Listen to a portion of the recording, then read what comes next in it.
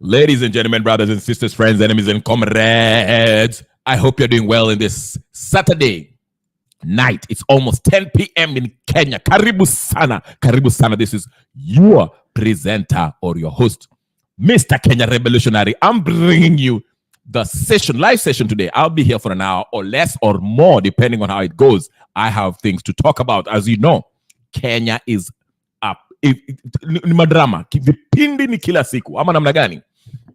Okay. Earlier today, we were listening into the live that's happening right now on, Marge Ralph, I think her name is hosting, is having a host X space with Meguna and what's his name? Tony Gachoka, Amenya, who is, broke down the Danny thing. It was a very interesting listening to it, how this country is being sold out. This Adani organization with Ruto wrapped up in there, and Raila Odinga too. These guys are all wrapped up in taking over the country's healthcare. Not only that, but basically all the country's resources. Okay, so much is happening.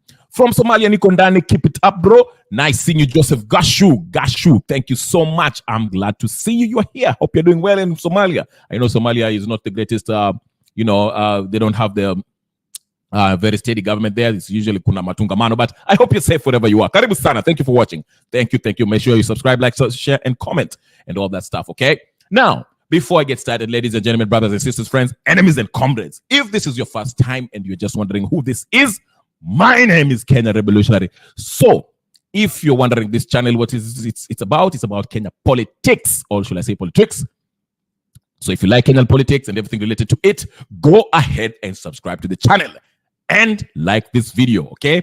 And if you've already subscribed and you're watching this, go ahead and like the video, okay? And put your notification on so every time I come in, you can always find me here. Now, today, the topic, the main meal, we shall talk about other stuff because I saw Morara is still posting videos, and I don't know what was so much stuff is happening. But the main meal, we are going to talk about the Opoda Demonic Movement, ODM, Circus, annual Circus Clowns and Jokers have their annual meeting in Mombasa. I will repeat again. The ODS, okay, or Opoda Demonic Movement, also known as ODM, were meeting today in Mombasa for their annual Circus Clown and Jokers to tickle us politically, make us laugh. That's what they do nowadays because they're pretending to be a political outfit, political party, this briefcase party that belongs to none other than Mr. Tibim Tialala, the man himself, octogenarian, Chuar Eda, Agwambo Terengenye, Agwambo, that biggest conman in the history of the Republic of Kenya. They were holding that ODM nonsense in Mombasa. Guess who went to pick up Raila Odinga at the airport? Guess who? None other than Abdul Samwad, the terrorist from Yemen, the rapist, the sodomiter who sodomized that young man, Bruce. Justice for Bruce. Those are the people that are actually rubbing shoulder with the conman Terengenye mwenyewe, Opoda Ayatondo Poda, Chuor Eda, Mr. Raila Amolo Odinga. This circus was so funny, I couldn't help it. I'm going to play you some video so you can see for yourself what these idiots were talking about. I'm going to show you. Karibu sana Gypsy Corner. I hope you are doing well. The scam of the scammers. What are the fans going to say? I'm telling you, if there's anybody still following ODM in 2024, you need to be rushed into the nearest psychiatrist available for him or her to check your temperature, your head, and have a psychiatric evaluation to see if you're really okay, because I don't believe anyone with his rightful senses, okay, can still believe in these people or even lend them an ear.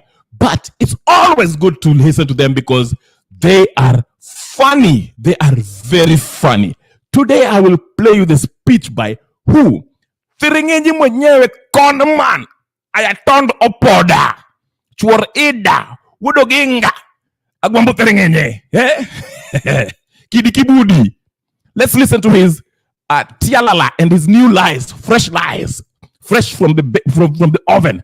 Let's listen to him. I'm going to play you Mr. Agwambo. Are you ready, ladies and gentlemen? Are you ready? 20. I will show you. Let's go. Let's listen in to Agwambo Thiringenyi conman mwenyewe giving us a groveling speech telling us how ODM is the only political party that is legal in Kenya. That's what he's telling us. Let's listen to it. Listen to the clown show. It's so funny, I can't hold it back. Listen. Okay. Here it is. Where is it? Okay. ODM in Mombasa. Higher. 20. Here, let me share with you. I know. Like the video, come on. Like the video. Ingeni hapa na mulike video. We are getting started with the conman Opoda. Ayatonda Opoda is about to give us his view. Let's go. Let's listen in. Here it is. All tools at our disposal among the population. By the way, I thought he was going to AU. What is he still doing about in the ODM business? I thought, but anyway, we shall talk about that. Let's listen to it. You must not run away from that expectation of responsibility. Instead, we must use all tools at our disposal to ensure these wishes of the people are not only heard, but are also reflected in policy formulation by the government. Other than helping to serve Kenya and to secure Kenya, we have other feathers in our cap to be proud of.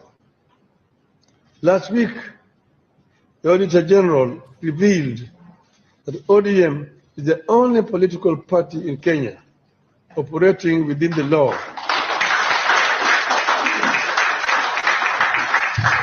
Everyone else is masquerading, claiming legitimacy while falling short of the legal requirements. This revelation further affirms the integrity and commitment of our party, the rule of law, and the tenets of democracy. It is a record we must protect at all costs. Today, we are also welcoming a new leadership to the helm of our party. Men and women who have consistently demonstrated their commitment to ODM's ideals, their loyalty to our cause, and their leadership in our nation. The leaders, they are succeeding, have been called to help steer Kenya through turbulent times and towards a future of shared prosperity, hope, and good governance. We are proud of them and wish them success. We are proud of ODM being a breeding ground for leaders who are in touch with the feelings and dreams of our citizens, who can be called upon to reassure our people that their cries have been heard. These developments, however, demand that we reassure the country as a whole that ODM has not and will not lose focus on what matters most to the people at this moment in time. As a party, ODM remains steadfast in pursuit of good governance, accountability, and the rule of law. We remain singularly focused on using all avenues available to us to push for the job creation as a means of helping young people thrive. We remain singularly focused on the need for social security protection, those programs, to cushion people who have been ravaged by high cost of living. We will use all avenues available to us to push for assistance to all Kenyan households living in absolute poverty. We remain committed to combating the corruption in public life. We recognize that these goals are only realizable by confronting the challenges, not running away or being cynical. This retreat is therefore an opportunity for deep reflection, ideological renewal, and to strategically chart a way forward for our party and our nation. We must restate and internalize our social democratic identity. And it is time to review, strengthen, and retool our formations in our countrywide branches, in the Women's League, the Youth League, and the Disability League. As you are aware, all of you are aware, we will hold our grassroots elections next month.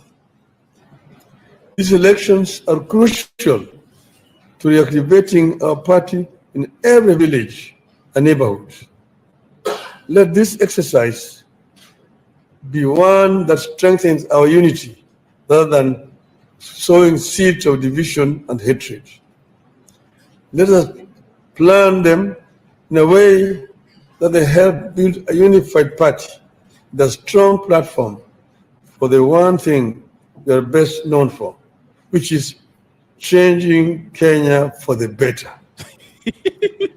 In conclusion, of course, the other leaders have talked about, were introduced earlier, but I just want them to stand. You've got now a new chair, Madam Gladys Wanga. You have 3 deputy party leaders. Honorable Osotsi, Honorable Abdul Samad, Sheikh Nasir, and Honorable Simba Arat. He sounds like he's giving a speech in a funeral home.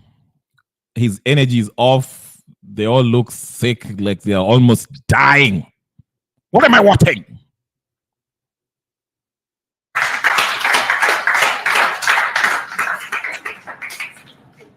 Then we have the acting party leader.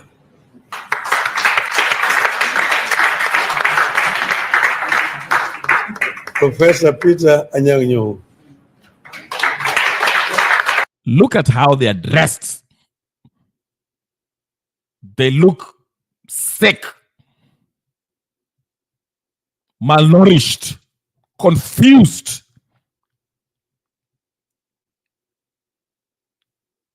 But let's listen in to the clown show. There are also other members of the National Executive Committee who may just stand where they are.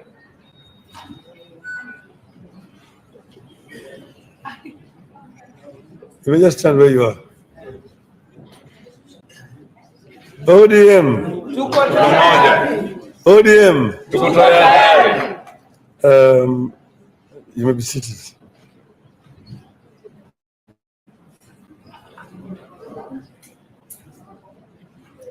What is this? What is this? It looks like somebody's making a documentary on a psychiatric hospital. What is this?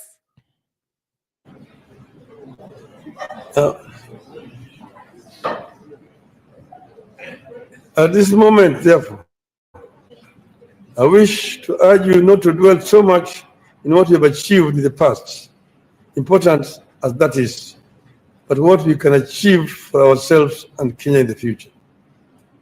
From where I stand, it is brilliantly clear that the scale of challenges now and into the future dwarf what we need in the past as a party and as a country.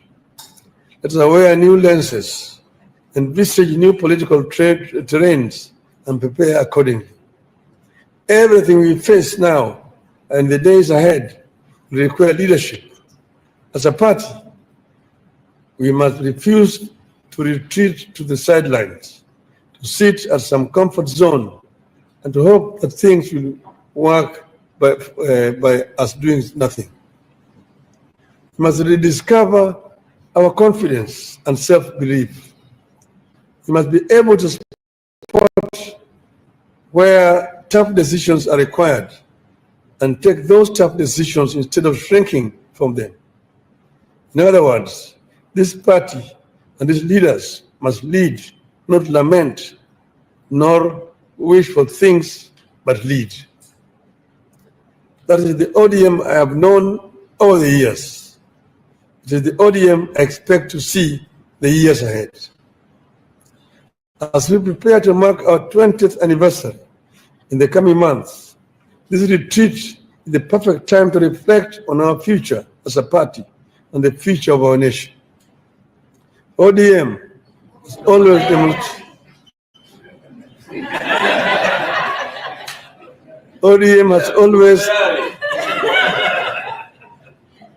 has always demonstrated its ability to tackle multiple challenges simultaneously. As we continue to strengthen our party, we must not shy away from our responsibility to lead this nation. Let us engage in robust discussions anchored in the values that have guided us over the past 2 decades and plan together for the future. Whatever you do, ladies and gentlemen, be assured that I'm always with you.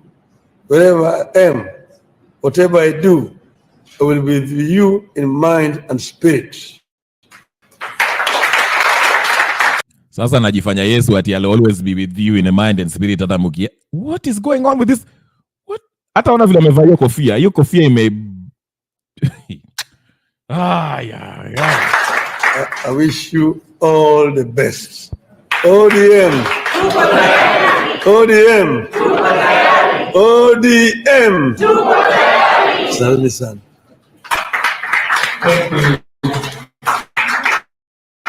Let's clap for party leader and the church to see. Give him a standing ovation, please.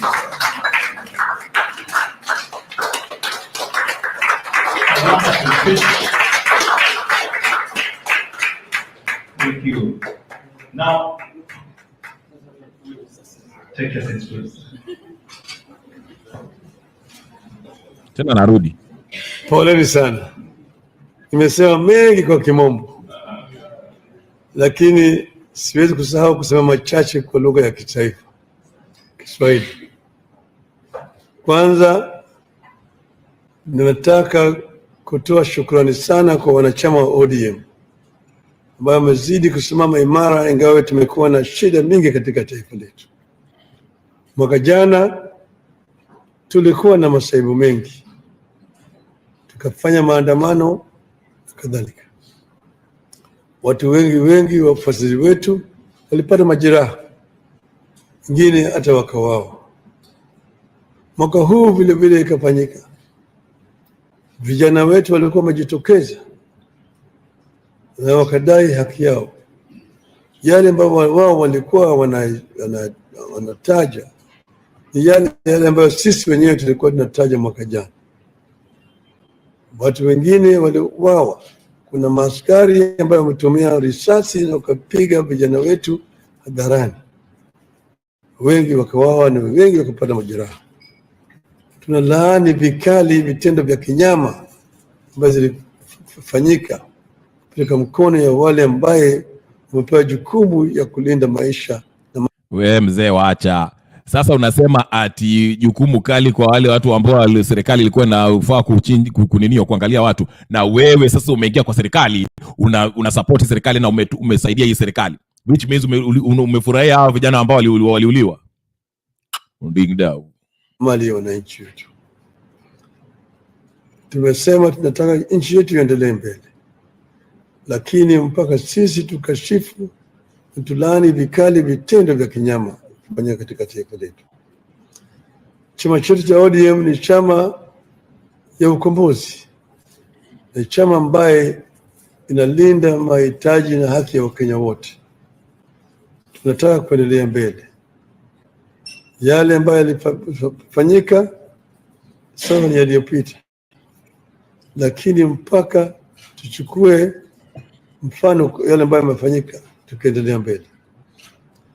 Tunasema mishoni tunataka suluhu ya kudumu ya kuunganisha Wakenya wote waje kama kitu kimoja. Sasa mwaka huu chama chetu iko na umri ya miaka 20. Sasa miaka 20 inaonyesha kwamba chama tayari imeshabalehe. Kama ni mchana nasema amevunja ungo. Sasa ako tayari kupata bwana. Kwa hivyo sasa sisi kama chama tunataka sasa tuimarishe mambo yetu. Bahati mzuri hata yule mkaguzi wa vyama umesema ya kwamba ODM peke yake ndio chama ambaye inaendeshwa kwa maadili na sheria vinavyotakikana. Nataka ODM izidi kuongoza katika eneo hili, na vilevile tunataka wanachama wetu zidi kuunga mkono chama chetu. Unajua kuna changamoto mingi huko mbele, lakini kama watu wetu wakishikana pamoja, na hakika ya kwamba tutaweza. Sasa vile unavyojua, tulitangaza kuanzia mwezi ujao tutaanza uchaguzi mashinani. Hiyo uchaguzi tunataka ifanyike kwa njia ya kidemokrasia. Hatutaki fujo. Nataka ODM itangulie na ionyeshe vyama vingine ya kwamba uchaguzi unaweza kufanyika kwa njia ya kirafiki. Kama watu wawili wamejitokeza kugombania kiti, mmoja atashinda na mmoja atashindwa, wakimaliza wanasalamiana. Manake chama ndio muhimu zaidi kuliko wewe au mwingine. Kwa hivyo tunasema wafuasi wetu wote kote ambayo wako wawe tayari kuungana kwa hiyo uchaguzi ambayo inakuja, na ifanyike kwa njia ya kirafiki, njia ya kingwana, yote sawa. Kwa hivyo leo tumezindua uongozi mpya, wale ambao wamechaguliwa au kuteuliwa kulinda chama chetu katika hii kiwango pale tumefika. Hapo tumeona tuko na mwenyekiti mpya Mama Gladys Wanga, tuna naibu wa mwenyekiti watatu, maona Simba, maona hapo Abu Samad, maona Bwana Osoti. Na vile ambaye atanishikilia iko mimi mwenyewe sana naenda kwa vita huko kupambana kwa kiti ya halmashauri ya Afrika, bara ya Afrika, sio mwingine kwa yule katibu mkuu mwanzilishi Profesa Peter Nyang'nyong'o. Mimi ya kwamba chama iko mikononi ya dereva ambaye anaweza. Hawa madereva wote najua wanaweza, na hakika sina wasiwasi wala tashwishi wowote kwa ODM itazidi kuimarika na kuendelea mbele. Mimi nawatakia wanachama wetu wote heri na baraka, tukiendelea mbele tutakuwa pamoja. Mimi na hakika ya kwamba mishoni sisi tutafaulu. ODM, ODM, ODM. Asante sana. Melchizedek ndio huyo baba yako, hebu tueleze mambo ni namna gani? Karibu. We.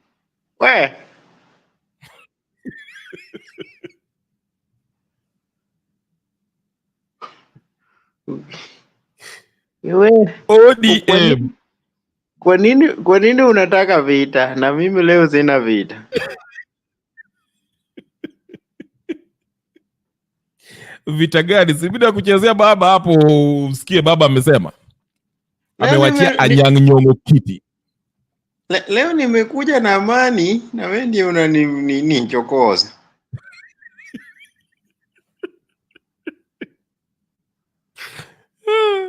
Sasa unaenda uchaguzi. Amesema kuna watu ambao waliua watu wakati wa maandamano. Uchaguzi gani?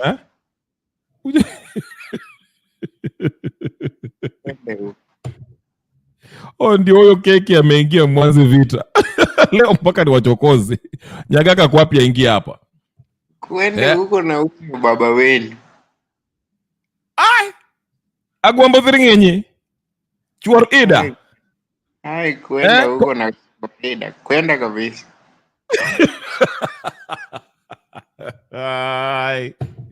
ODM uliona nani alisema anaitwa aje huyu jamaa huyu anaitwa Wandai alisema 2027 watakaa na serikali na hata beyond 2027, si 2027 peke yake na beyond.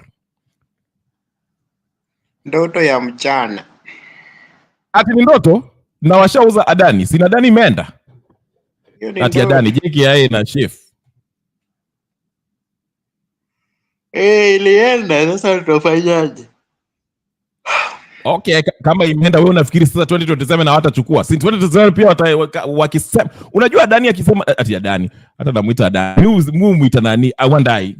Wandai akisema kitu inafanyika. Niliwaambia Wandai alisema ati IBC mpaka sisi pia tuseme kitu na mpaka wageuze hiyo ninio.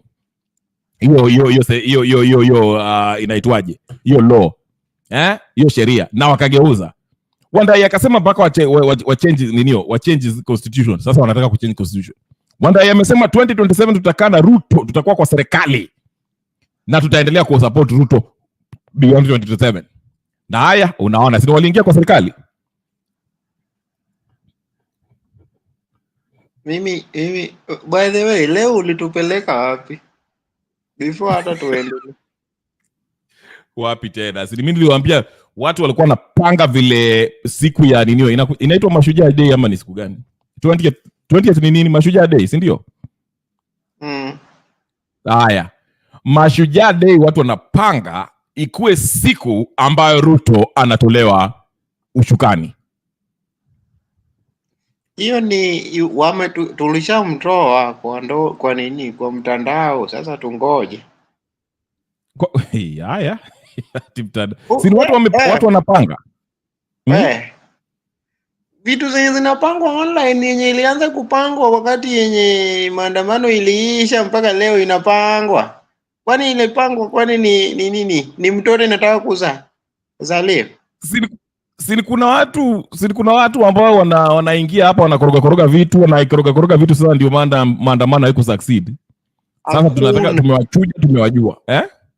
Watu wanataka pesa ya like na nini? X wanalipwanga kweli? Hata mimi nina njaa nini? Umbwa yangu anaitwa Chiwawa alikufa, mnichangie.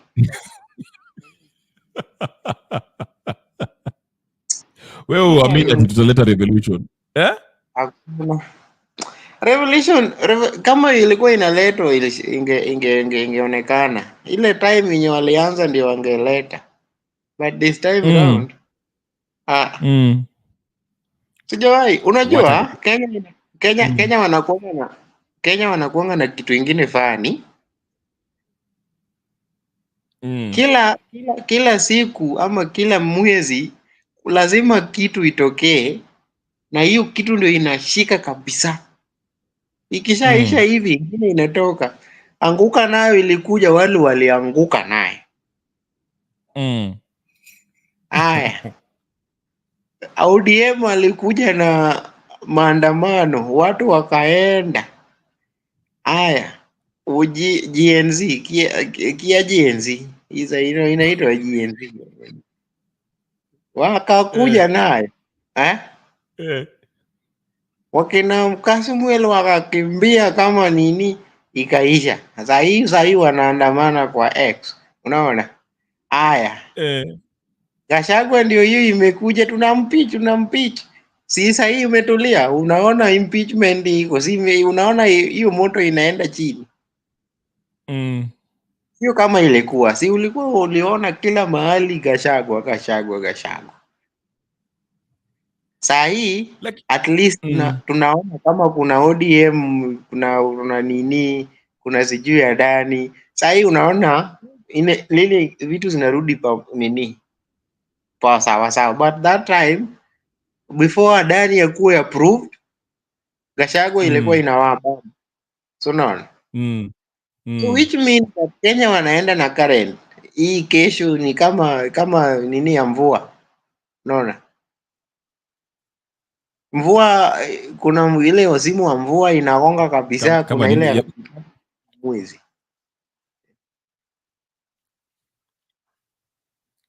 Lakini itafanyika. Si mpaka watu, unajua vile watu wakishaona hii Adani imeenda, sasa watakasirika vizuri. Alafu Gachagua akitolewa next week ama siku gani? Is it next week? Relax. Wacha kukimbia, maji itaenda kwa wewe. Relax. Kama walikuwa serious, hii maneno ya Adani wangesimamisha, haingefanyika. Unaona? Sasa wanasema after kuapprove au watu wameapprove mpaka contract imekuwa signed. Sasa mtafanya aje? Si mungekuwa watu kitu ina stopishwa before ifanyike. Yeah, lakini hatukujua mpaka Wandai akatoka katuambia ati hizo chat service yenye unaongelelea hizo ni zenu, mkae nayo, watu waende watoe pesa wajenge kanisa. Usituletee hapo. Nini ifanyika church service? Unajua hata sikusoma hapo. Ngoja, wachana na vita na ani wewe. Unasema it's like ujui church service in Embu was cancelled but Gachagua ndio attend. Kuwa factual. Hizo ni unapigania nini na ni mapema hivi? Hata saa vita haijafika. Hizo ni story za jabe, wachana nazo. Ngoja wewe. Wacha tuanze na hii video kabla tujaleta KK. Naona KK amekaa hapo hivyo. Wacha tumchezee hii video, alikuwa anasema kuna MP alifukuzwa kwa club kwa sababu atakuja tu. Atakuja tu. Anangoja tu siku ile Ruto ameanza kuvamiwa ataingia. Atakuja tu, wewe usijali. No.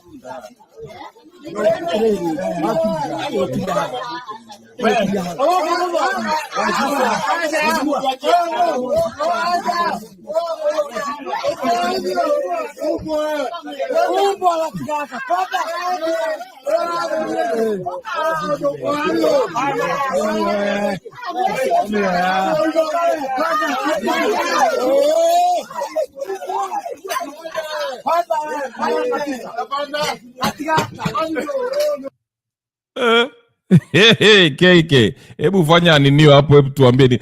Mimi nilisikia tu mbwa hapo. Neke. Habari Mondo, Rebel.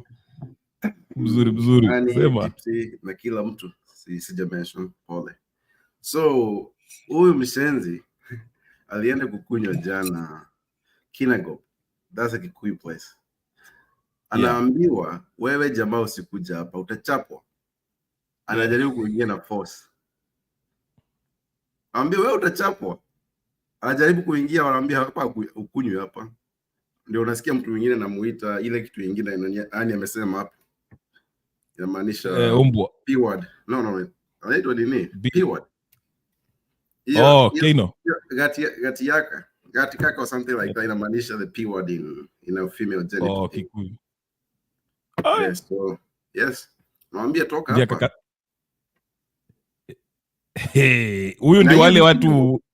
Hiyo ni Kinago. It's not that too advanced, ama sio watu nini wamechanuka sana if we consider watu wa ocha. Ni kubaya. We are almost getting there. Si ndio sasa unaona hii kitu sinitawaka nani akitolewa. Inafaa kwa is it this Thursday ndio wanataka kuvote nani kama anatoka kama atoki Gachagua. Hiyo kitu sahihi ya kutoa huyu jamaa, hata kama sitaki kudiscuss vitu kama hizo kwa sababu hizo ni side shows. Tuna discuss hizo vitu za ujinga, alafu ni the same state day nasikia sijui Kenya Power yote imeuzwa Adani. Yeah. Na tuna discuss vitu sijui Gachagua impeachment man. Unajua nini? Although just like you're saying, Mondo amesema hizi vitu zimesainiwa. Kusaini hakuna kitu nafanya. But the worst part of it, Adani iko Kenya. Na tukifika the next government ikisema all the contracts are signed, then you have to go to court. And the court yenye tutapata next itakuwa ni a just system. You cancel them from there, then hakuna kitu mtu jamaa ataifanya. The worst part of it ni ile pesa wanapeleka nje. Kwa hiyo itakuwa ngumu kuipata back. Lakini unafikiri koti, do you have faith that koti watastop your whatever they're trying to put for your deal? Yeah, no, si kuna nini? Hata kama koti, hata kama nini wamelipwa, kuna you can't kama kitu ni the evidence is overwhelming. That's what you're saying. Yes. The evidence is right there. The people's opinion is up there. Ni kama venye unakaa huku, sijui watu walikuwa wanasema, sijui watu wanakataa sijui ya abortion, sijui abortion, whatever. I don't know how you feel about it. I don't care about it. Yeah. I believe mtu anahitaji to decide what to do with their bodies. And everybody agrees with that. Utakuja uniambie sijui niko na balls, sijui niko karibu kufa, alafu maybe mtoto mwenye ako kwa tumbo ako karibu nini, ako na kitu haiza ka survive, alafu niambie if I don't take nini that part out, hata mimi nitakufia hapo, alafu niambie no, you wait until nini uzae nini, then we try to save your life. No, tumefika hapo, hakuna. Mi kitu nashangaa, I mean, reading by the body language ya huu Wandai, he was pretty confident. In fact, alikuwa anazungumza as if like, in fact alikuwa anasema hizi concerns za watu is like hizo ni makelele kidogo ndogo. Uliona hiyo short, I don't know if it was a press conference, he was addressing the media or whatever, vile alikuwa announce that hiyo kitu imesainiwa, which shows me that he's so confident hii kitu inaenda kupita hata ikienda sijui wapi. No, unajua they have to project confidence. Unajua it's a mind game, it's a game. For them, especially for them, it's a game. But for us, it's a matter of life and death. How I connect, because of how much they're out of touch, they do not connect. For them, this is a game and they're getting something out of it. Sisi tunaona what is happening to our country and what will happen. So I get that disconnect. Kuna party ya Kikuyu, I was in the other place jana. Kuna mtu alisema sijui kanipike. Ukiona watu wa Kikuyu wakisema they're done with you, they're done with you. Na sitaki kuanza story the tribal garbage here. I don't find it very like anywhere. But wakisema wameamua, unaona huyu jamaa anaitwa nani? Mwenye anajifanya saini atakuwa the DP. Kindiki. Kindiki. I think Kindiki. Kindiki is another mini Ruto. Familia yake yote ndio ambassador, sijui ambassador wa South Africa, mwingine sijui ametumwa TZ, kila mtu kwake. Na watu wa kwao ndio wanasema hivi. Watu wa kwao, watu wa ocha kabisa kwa stage. Yes. Now, look at this comment. Ani anasema ukiona ODM wamefanya hiyo circus yao, jua wako na intel, it has reached tipping point. Which means, if my interpretation is right of what Ani anasema, it's like ODM wamejua hii impeachment na hii mambo ya Adani italeta makelele mbeleni. Ndio maana ulikuwa unasikia Raila akianza kusema ati is highlighting vile hii serikali iko na chapa watu, ilikuwa na watu against nini, is supposed to protect nini. Wanajaribu kujidistance. Wajaribu con movement ndio wajifanye tena wamerudi side ya mwananchi. Absolutely. So whatever, wanajaribu kucheza both ways and they are done. They are done hata wao. Yeah. But ndio maana nilikuwa yetu ndio wanaona kinaumana. Wanajua sina nini. Kuna watu walikuwa na huku Kisumu, Kakamega. Tuliongea hii discussion jana ama juzi.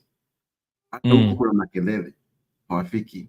Sasa Embu Ruto alikuwa anahitaji kwenda sijui church. Amecancel. Alicancel jana. Embu. Ndio Ani alikuwa anasema hapa hivi Embu. Yes, ilikuja itokea jana kwa Twitter, amecanceliwa. The ground could be yes. So imagine, ndio maana nasema anyway, kulikuwa kunasemekana ati Ruto was trying to reach out to cancel story ya impeachment. I don't know how true that is. So basically amepata ni kama amejua amejimaliza. Yes, impeachment si inafanyika, is it on Thursday if I'm not wrong? Hii Thursday inakuja. But unajua hiyo ni side show. Although hiyo side show yao ilikuwa na purpose. Consolidate their powers. Ndio akuja yake gunia yake hapo, gunia yemwambie you don't do this. Inasema yes. This is the purpose. Alikuwa anataka hata kama Gachagua ni mbwa hata yeye. Alikuwa anataka kutoa huyu jamaa. So akona mtu akisema anything he's a yes man. It's a game, although hiyo game iko na purpose pia. Anajaribu kuua two birds with one stone. Aibe nchi na ongeza consolidate power. They are all interconnected, but ilikuwa kwa distraction. That was the purpose of it. Yeah, I think it will be. Yeah, I think it's next Thursday kwa sababu nilikuwa nasikia I think Kaluma na kina Sudi wanasema by next Thursday we shall have a new DP who sijui nini. I don't know about respects the office or whatever the case is. So it's like I think it's next Thursday. I think it's next Thursday nakuja wata Senate they'll make their nini. Hebu tusikie kijana kwa sababu I think if and I still maintain Gachagua will probably not be impeached. Lakini akikuwa impeached, I think Mount Kenya will erupt. And if Mount Kenya erupt, I mean, na unajua shida Mount Kenya na kuangalia, unajua the population wengi. If you look at Kikuyus, Merus, Embus, that population is big by itself. Alafu look at the proximity na kwenye wako karibu na Nairobi. So tukiamua maandamano ingine na Kikuyu wote wameamua, or the gamer community nakuja, this guy is done. That's what he's trying to kujaribu kurudisha watu wengine wa gamer wengi. That's what he's trying to do. Nah, not only that, I mean, let's face it, Kikuyus are the most successful business people in Kenya. The Jimmy Wanjigis, throw in Kenyatta. I don't know how involved he is in this. Lakini, I mean, wakika pesa zao, you know, they can make something happen. Wanaweza kumobilize and we'll see what happens. Ujamaa, let me play this guy. Sijui nikaa, I don't know if he's pro Gachagua or against. Let's listen. Hawa ndio wamekula sakramenti, wamekula ya roho, wakule ya siasa sasa. Sababu ni watu wetu hawa. Mimi ningetaka kusema nimetoka mbali huko Kiambu. Na mimi ningetaka kusema Rigiji, you are our uniting factor. Mimi nitasimama na wewe, Kiambu inasimama na wewe. Na umekuwa ukiongea tuungane. Watu wanauliza tuungane aje na tushaungana. Kumbe ulikuwa umeona mbele. Kuna watu wanatumiwa kugawanya mlima. Kuna watu wanatumiwa wanasema ati wanaleta viongozi wengine. Mimi singetaka kuongea kuhusu viongozi hao wengine. Lakini ningetaka kuambia na rafiki yangu napenda sana na alinisaidia sana, anaitwa Kindiki. Rafiki yangu sana. Demo ile ungiona ngoma agikuhurira ruhiriria wira-ini ya kuhonoka umara-ini yo. Umara-ini yo. Ngoma agikuhurira ruhirira rathi kuhonoka he uria kubangeire. Andu acio maragucokaniriria nio maracokaniririe mwanake witu witagwo Ndindi Nyoroma yao. Maramwambatia iguru, maramwikira ndege, maramuthiururukia bururi, maramubacania thima yao. Mwanake witu ni hindi arokira akehuraga rukungu. We nawe Kindiki mego kwambararia magukinye iguru muico ugoka muciukiraga andu sorry. Kwa hivyo mimi nimesema niongee hii nikiwa Kirinyaga.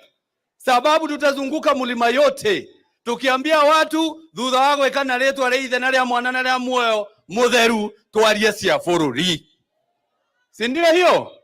Nikimalizia your excellency, nigusie tu kuhusu Nyahururu declaration. Nyahururu declaration wale walisema sijui wameungana. Ni vizuri niseme the link between the presidency, between the executive and the people is parliament. So when you see parliamentarians who are given an opportunity to serve wameshikana, wanasema sasa sisi tukitaka kuongea na rais tutaongea na huyu mtu mwingine. Hiyo ni kuonyesha abdication of duty, lack of responsibility, and it is a vote of no confidence to the people that lead them, na sio wengine. Sikimani Ichung'wah ndiye anakaribia rais, si anaonanga rais kila siku.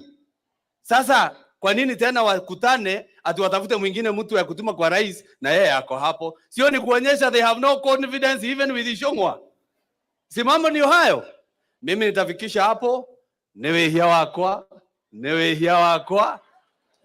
wakwa munene ma no ni daiga no tuguthii na mbere na kwaria na Rigiji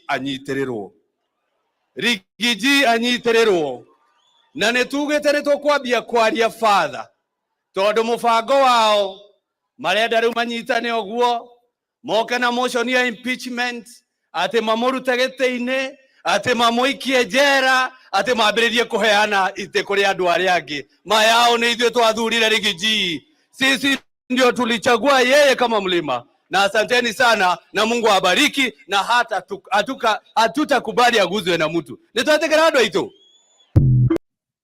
Haya, Melchizedek Milosevic, maoni yako vipi after hizi video? Unaona Mount Kenya ni kama mambo imechemka huko, hatujui Gachagua akitolewa itakuwaje? Nimesikia yote lakini sijaelewa. KK unaweza kumsaidia? I don't know what he said, but from what I gather he's in support of Gachagua, but unaweza break it down. Nilikuwa nimetoka kiasi, but nimeona hiyo video kiasi nikipitia anajaribu I guess wamekuja kurealize the intent ya kila kitu ni kudestroy anything Kikuyu. Unajua Kikuyu, venye umesema hapa kuna finance part of it, capital. That's where the power is. They are trying to destroy the Kikuyu community in a way so they can be able to dominate and rule. So I guess hata kama aseme hivyo direct, anasema walifanya makosa kuguza sijui Gachagua. Na Gachagua anasema Gachagua yes, so that's what he's trying to tell her. Wako nyuma ya Gachagua.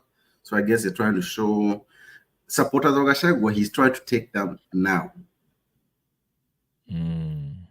Anajaribu nini kwa now the next person anaweza chukua followers of Gachagua. That's the intent. Okay. Sawa, umesikia hiyo nani Melchizedek, maoni yako vipi na mambo ya vile inachamka huko Mount Kenya? Kwa sababu sio Mount Kenya peke yake. I mean, there's some people who might not like Gachagua, but they feel like hiyo mambo ya kumtoa si halali. Wanamtoa they feel like he's being unfairly impeached and the problem is Ruto. So they are saying instead of kutoa Gachagua sinatoa hiyo rais. Maoni yako vipi nani? Very good. Amenianda, wacha nimwambie. Mimi siogopi, mimi sio baba, mimi siogopi. Wacha nikwambie, kama kitu yenye mimi nilikuwa nataka on my side. Nilikuwa ninasemanga hapa kila siku, hata sijawahi badilisha. Nasemanga hivi, hii serikali yote, entire serikali, kama ingekuwa na uwezo wa kuwatoa, wangeenda wote na tuchague serikali mpya. That was my start from the beginning. Na sitawahi badilisha. Sasa wakisema ya kwamba watoe Gachagua na wawache Ruto, wanatupea kitu inaitwa gap. Na hiyo gap ndio itapea watu motisha kumtoa Ruto. Kwa sababu gani? Tushaiona ya kwamba this is how the system is. Unaona? Na watu wengi tunasema mlima, hata sisi tuko kwa mlima. Sio Kikuyu peke yake. Sasa sisi tuko kwa mlima na tujawahi guzwa huko mlimani. Hata huku kwetu usijaribu kuguza mlima, babangu atakuua. Unaona? So tuseme ukweli, kuna vitu zingine Gachagua anasema ukweli, kuna vitu zingine anaenda vibaya. Kwa sababu gani? Sababu yangu ya kwanza, Gachagua ni ameshinda akiongea hiyo side sana, ati msiguze mlima, alafu akienda kwa public, unajua public amebeba kila mtu.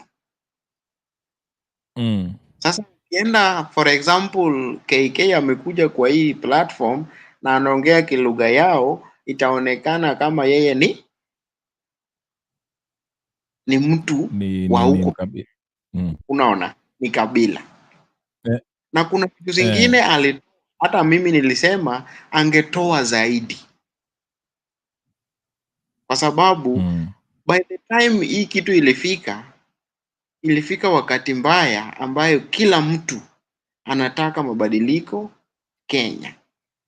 So mimi ni yule mtu, and for your information, mimi ni Gen Z, ile Gen Z mwenye amekoma, unaelewa, na akili mzuri, sio kama wakina Kasmuel anakimbia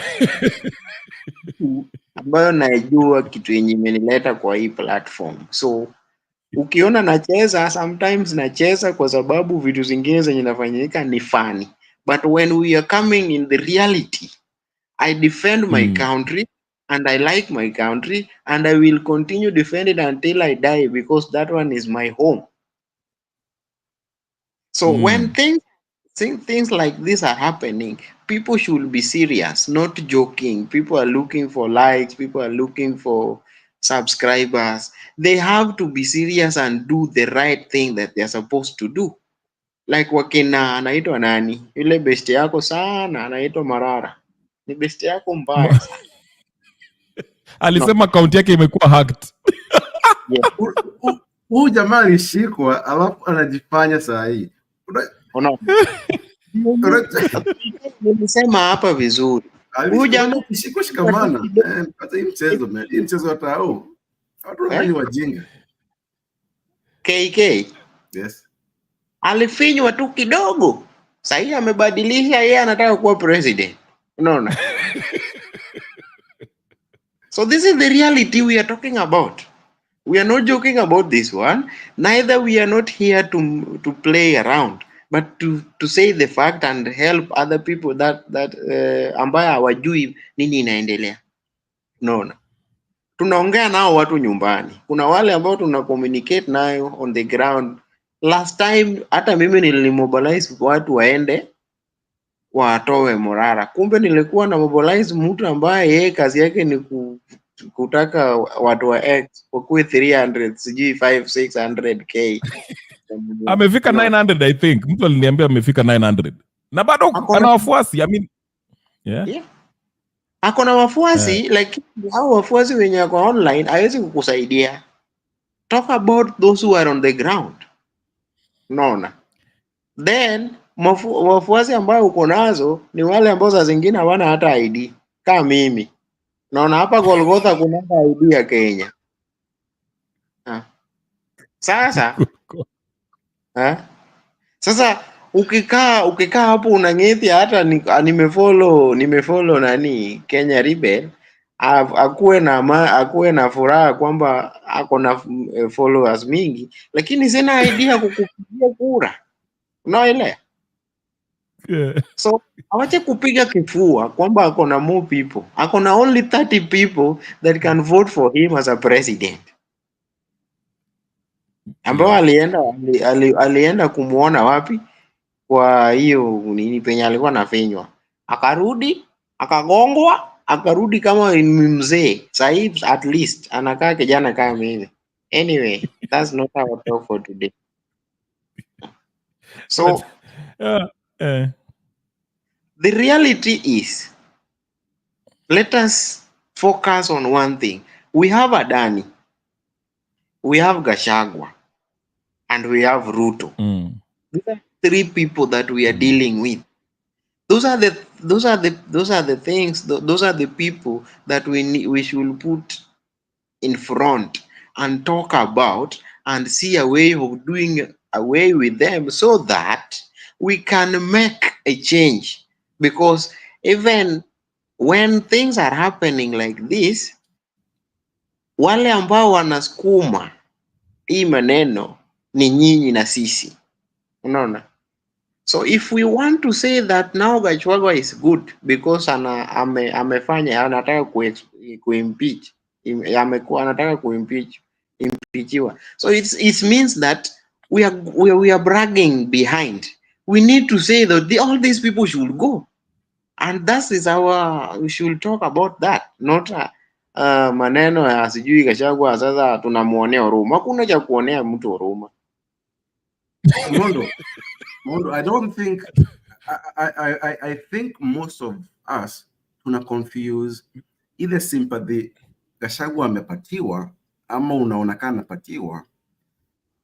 It's not him, it's the symbolism of the fight. And Adani and Ruto is one person. So let's we mentioned Adani, Ruto na Gachagua. Adani and Ruto, that's one person. And Gachagua. All of them have to go. Wote. So hata ukiona watu wana support huyu jamaa, wana support the fight. The fight, not him himself, the fight. Yeah. Na tunasherekea kuwa ikifanyika hivyo sasa ame lose one central province block ambayo it can be a catalyst for a national movement against Ruto. Then if this might be advantageous to us. Unaona hata watu wanamshirikia, I mean, I don't know, this was in KK na sorry, endelea. KK na Rebel na wakina nani. Kama ni hivi ndio tunataka, why can't we just leave this one? We pray for the best. Hii kitu ifanyike ndio tukue na hiyo loophole. Ikifika wakati sasa tumeona ya kwamba wale watu wametoka, then Wakenya watoe Ruto, then maneno imeisha. Unaona? It's very easy. Did you say we pray? Huh? Yeah, bro.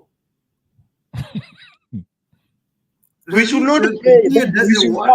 Okay. Let us go to tuende tukunywe basi. Freedom is taken. Na unakuja uniambie sijui niombe. Weka kwa hao yako. Una chakula, ukae hapo uombe for 2 weeks. Niombe ka utakufa. Mimi nitaomba kwani ni kesho. Anyway, tutapigana hapa bure. No, sasa tupigane na kuambia we have to hatutawezana baba, tuelewane. I think what you was idea. I think you are saying the same thing in different ways. I think Nani Milosevic means kama ni hivyo, basically let it happen. Hii process inafanyika. Let's pray iendelee, watoe Gachagua, then that might be vile tu tumesema, it might be a catalyst for a national popular revolution ya kumtoa Ruto. So he's basically saying tuombe ifanyike hivyo ndio sasa ndio ikifika hiyo wakati then tuingie maandamano. I think that's what he means. KK. Nimalize before uongee. Sijasema upige magoti uombe. Sisi hakuna hapa, kuna Kenya hata ukiomba kuna kitu inakuja. Naona. Ai, tu. Nyinyi mtagongana na nani hapa? Nani ako na shida na mimi? Nani ako na shida na mimi kwa sababu gani? Anajua vizuri kitu yenye nasema inamguza mahali. Mguzi, wewe unafuatanga nani? Unafuatanga Ani ako sawa. Wewe ni kama amwelewani nyinyi wawili. Yeah. Sijui ni shida. Kuna disconnect. Kuna waya fulani inafaa itengenezwe hapo ndio muelewane vizuri. Si nilimwambia kuja hapa tuelewane, na hataki, anaandika tu hapo chini. Si akuje, wanaume na siku hizi wanasemanga what a woman do a man can do better. Kuja. Ani akiingia hapa atachoma, hata mimi nitashindwa kumoderate hapa. Nitaita Bernard wa sound candidate. Sound candidate akuja satusaidia. Akuje. Hey. By the way, can I make one point? Please. Yeah, go ahead. I think we're missing the boat, and I want us to, tuangalie kiasi. if you look at, I usually follow like KTN Standard. Na sahi, if you realize we are being, tunaonyeshwa where to walk. Unajua kama mbuzi, we are being herded. Tunaambiwa endeni huko. Jana, if you look at the whole NTV, Standard, Nation, wanasema, people are now talking about the other choices of DP. But that's not true. Jana tulisikia story ya Kenya Power imeuzwa, that's what kila mtu anaongea. Even the other, tunakuwa the immediate, tukue careful. Tusikuwe the immediate sisi. Ukiangalia ile place nyingine tunakuanga, angalia topic ya leo ni nini? Angalia. Na you know, Go ahead. You are very right. Nilikuwa nasema hivi, you are very right in this sense pia. Nilikuwa nasema kind of the same thing. Nilikuwa nasema hivi, if you think about it, hii vita ya Gachagua na Ruto, even Ruto na Kenyatta, if you are to ask yourself, really, nini ilileta hii vita between them? There's not really a good reason. Hakuna, lakini vile umesema, the media was egging us on to lead to that. It seems like the president is not getting along with his Ninio. Angalia nani amekosa, he didn't come to this minute. The chair was Ninio. You understand what I'm saying? Ni kama wana to lead the big. No. They media inatumiwa to distract us from the most important things. Tunakuja discuss 1 hour. So Gachagua. Yeah. The whole topic hatuongei venye Kenya Power imeuzwa for pennies for 30 years. That was signed yesterday. Right. Ndio maana when I discuss this, and as much as I hate talking about Gachagua, it's the topic, but I try to tie it in with your story of Kenya Power and what's happening out there. So we are not going to tuzungumza tu mambo ya Gachagua in isolation. Yes, it's the main topic, it's the trending topic. Hao ndio wanafanya vitu zi trend, but we also touch on what is also happening, which might have more dire consequences to us as wananchi than the Gachagua stuff. Though the Gachagua stuff, it's the noise of the day. So can I bring it together. Can I disagree? That's fine. With you? You can. I think you doing that, you're falling for the same mistakes kila mtu ana follow.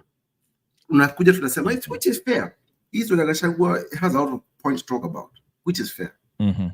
But in all, it's a distraction. So tukikuja hapa tusiongee story ya Kenya Power kuuzwa, tunaongea 10 minutes about Kenya Power, alafu tunaongea about the whole thing maybe 4/5 of the time. Unaona, we are falling for the same nini mtego. That's what I'm trying to say. That's what I think. Yeah. That's a good point. That's a very good point. Mi ujaribu hivi, of all the discussion we make, kama jana, my life was mostly nilikuwa nazungumza because that was the main thing jana. Ilikuwa hiyo story ya hiyo signing of your, what is it called? Your Adani deal, whatever the case is. But yes, exactly.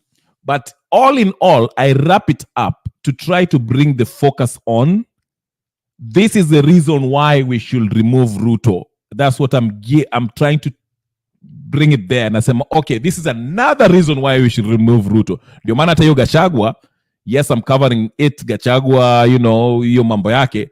But even if in the event Gachagua akitolewa, which is the main topic and it will be the biggest story next week, akitolewa in case, it still gears, it might play into what I'm gunning for, which ile live nilikuwa nasikia na kina Tony Gachoka and Miguna and all that stuff. They were all kind of in agreement. It's like every Kenyan is in agreement. We want to remove Ruto, but the discussion, watu nakuja na the reasons why, nani amenya alikuja hapo na story ya nini. But vile tu, I mean, Gachoka and Miguna, I think they were very clear on what everyone wanted to achieve. The difference is Gachoka alikuwa anasema you can go through petitions and stuff. Miguna alikuwa anasema popular revolution. But ndio maana nasema if we all have one message, which I try to push this agenda. Yeah, the goal should be to toy Ruto through a popular revolution. Now, how can we get everyone into the same page? Sasa hata tukizungumzia mambo ya Gachagua and all that stuff, but the end game ni hivi. The new solution is popular revolution. Let's go to the streets and have a popular revolution ya kutoa Ruto Bangladeshi style. That's the bottom line I'm trying to drive home. Even though hizi mambo ngine, because it's kind of hard to avoid hizi topics. I mean, nikikuja hapa nikianza kuzungumza mambo ya Dani like for 3 straight days, you'll be like, you know what, we've exhausted that, which is fine. But you know, we can talk about the day's news and they tie it in with the goal of the movement which we are trying to put. Ndio maana uko naona nazungumza about Morara, and I'm criticizing him because I'm basing it on our call for public protests, popular revolution to remove Ruto. That's how I see it. So, I mean, but you made a good point. Yeah, go ahead. Okay. I don't know kama umeangalia sijui the other place tunaendanga. If you look at the headline ya leo ni, no, let's be honest. I haven't got a chance to. Maybe even then they watch you too. So, Rasema DP Gachagua fights back. And he files a new petition to block whatever. Unasikia hakuna mtu amesema story yake Trako? We see. Na jana amkuzungumza Kitrako jana. It wasn't a topic. Kuna watu they bring up, but it wasn't a topic. If you want us to come and discuss, bring the most important thing. Ruto has to go. Gachagua, the next part. Ketrako is sold. Then you combine all those pamoja. Yes. In one context. Yeah. And you channel ingine, there are several people who... Okay, go ahead, Melchizedek, endelea. Yeye anasema kitu very important. Hata mimi nilishaona hiyo kitu, ni kwamba unapata tukukua kila mtu ako na platform yake, but kila mtu anakuja na different. Hata ukienda kwa X unapata watu 3 4 wako na X, lakini the topic yenye wanaongelelea ni tofauti na topic ya ile ingine, which means that they divide these topics into 2 or into 3 parts. So it's very difficult to understand what do we want actually, because some people are talking about the ODM, some people are talking Adani, some people are talking sijui nini. So it doesn't make sense a reality. So I think if these things can be the kitu yenye inaeleweka, if all the platform will talk about removal of Ruto. Ukikuja hapa kwangu ni removal of Ruto, but hizi topics zinakuja one by one, unaona.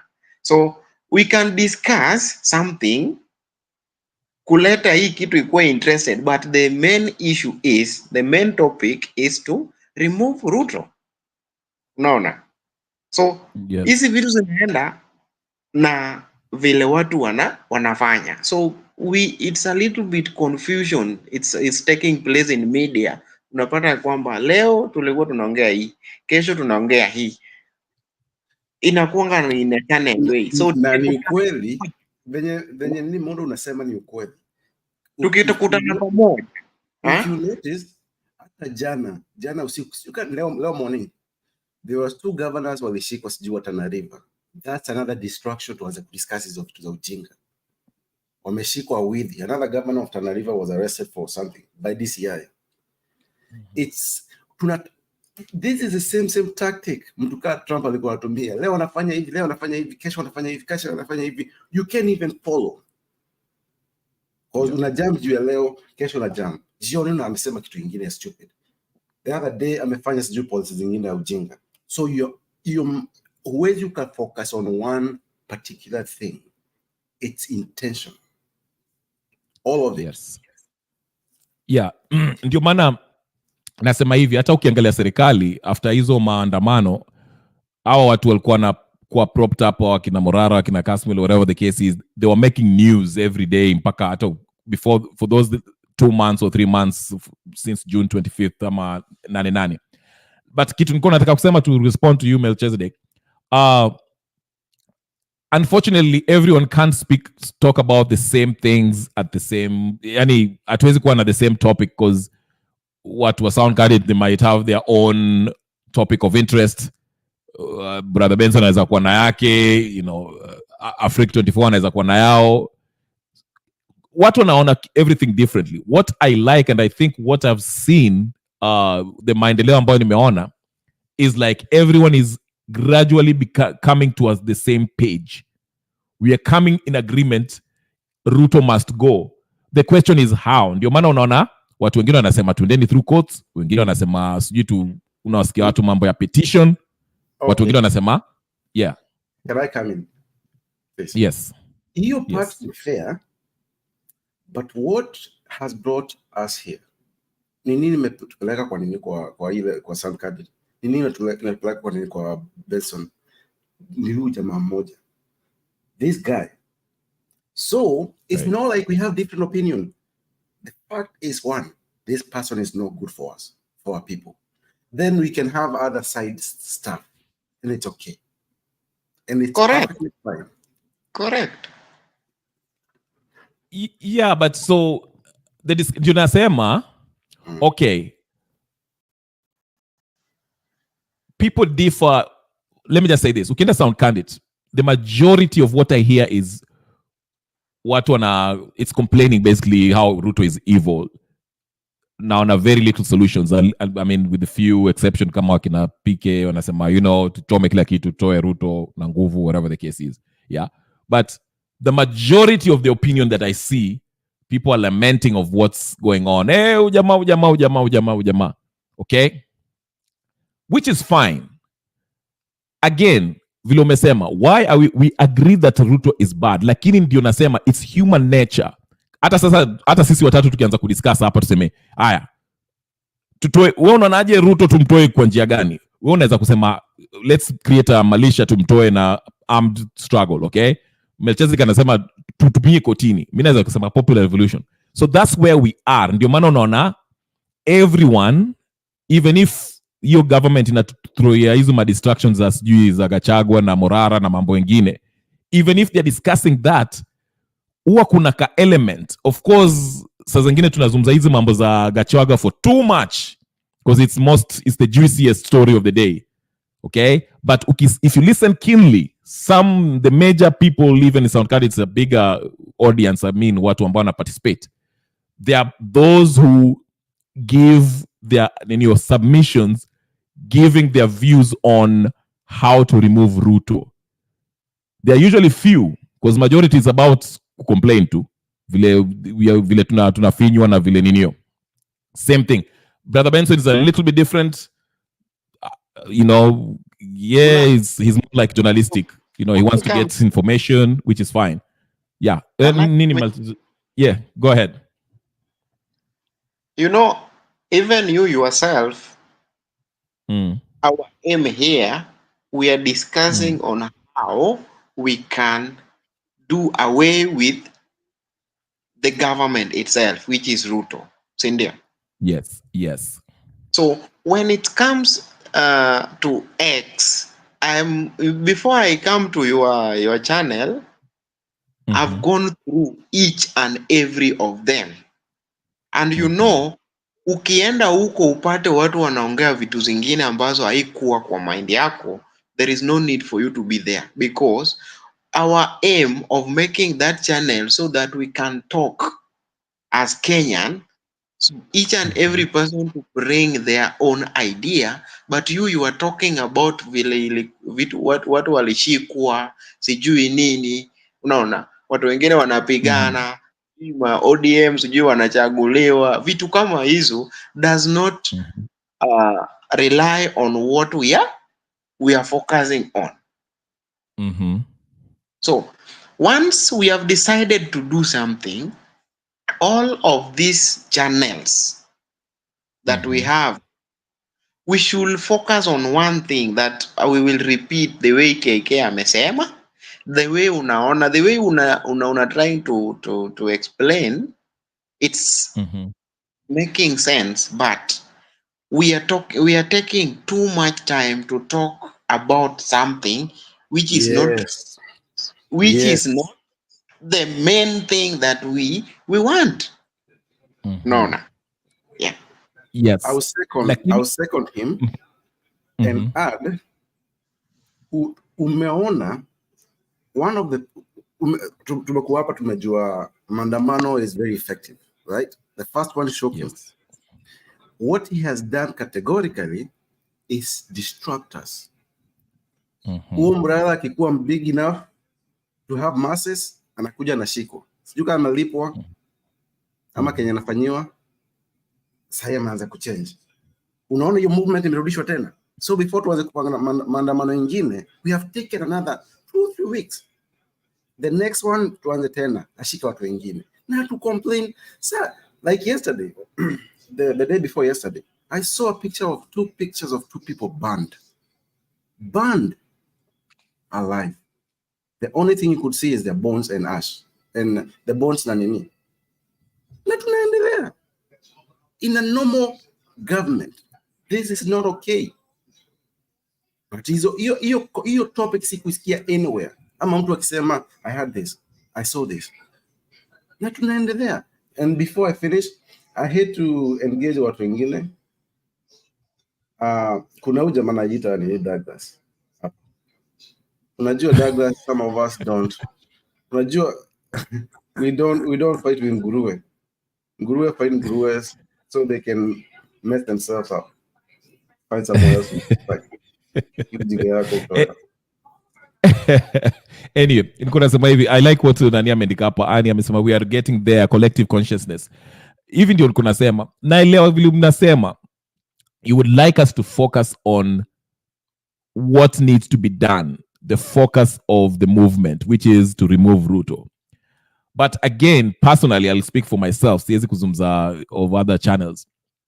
The reason why like today's topic ni ODM, circus clowns and all this stuff. The reason why I say that I do that is because, for example, kama leo, I want to discuss and ridicule na expose the shameless behavior of ODM because they are with the government.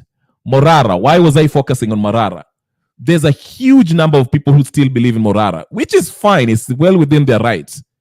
My 2 live sessions before, I mean, I was getting it from the chat hapa walikuwa wananiambia Morara nini wanakuwa namtetea, which is fine. Again, I'm saying, but I do that to deconstruct Morara for those who still follow him. Waone, you see, he is not fighting or focusing on the goal that we are pushing for, which is to remove Ruto. He's focusing on his money na sijui Gachagua, which is part of the distraction na hizo madrama zake.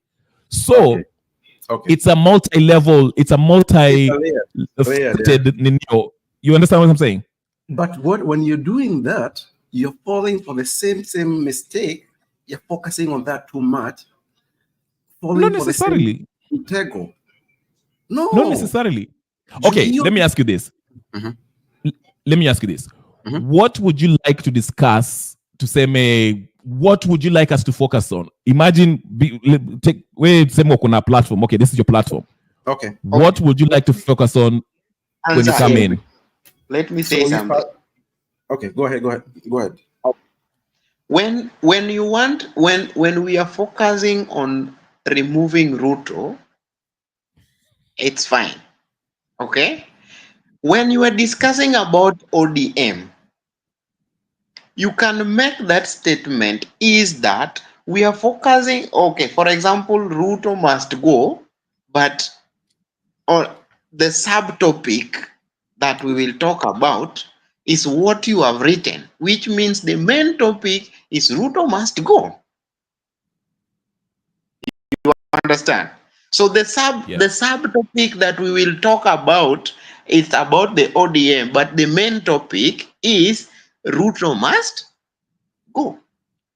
Okay. Let me answer it in this way. Umeniuliza how I would phrase it. So for me, if I was making like the pointers for the conversation today, ningeanza na Ketraco. have been sold.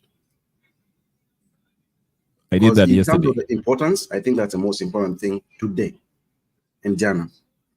Then I would bring the conversation about Ruto distractions, and now I'll put the other stuff. And I still continue to show the people suffering because people depend on emotions. You have to tap the emotions of people to get them riled up to go back to the streets. And that's the only solution we have.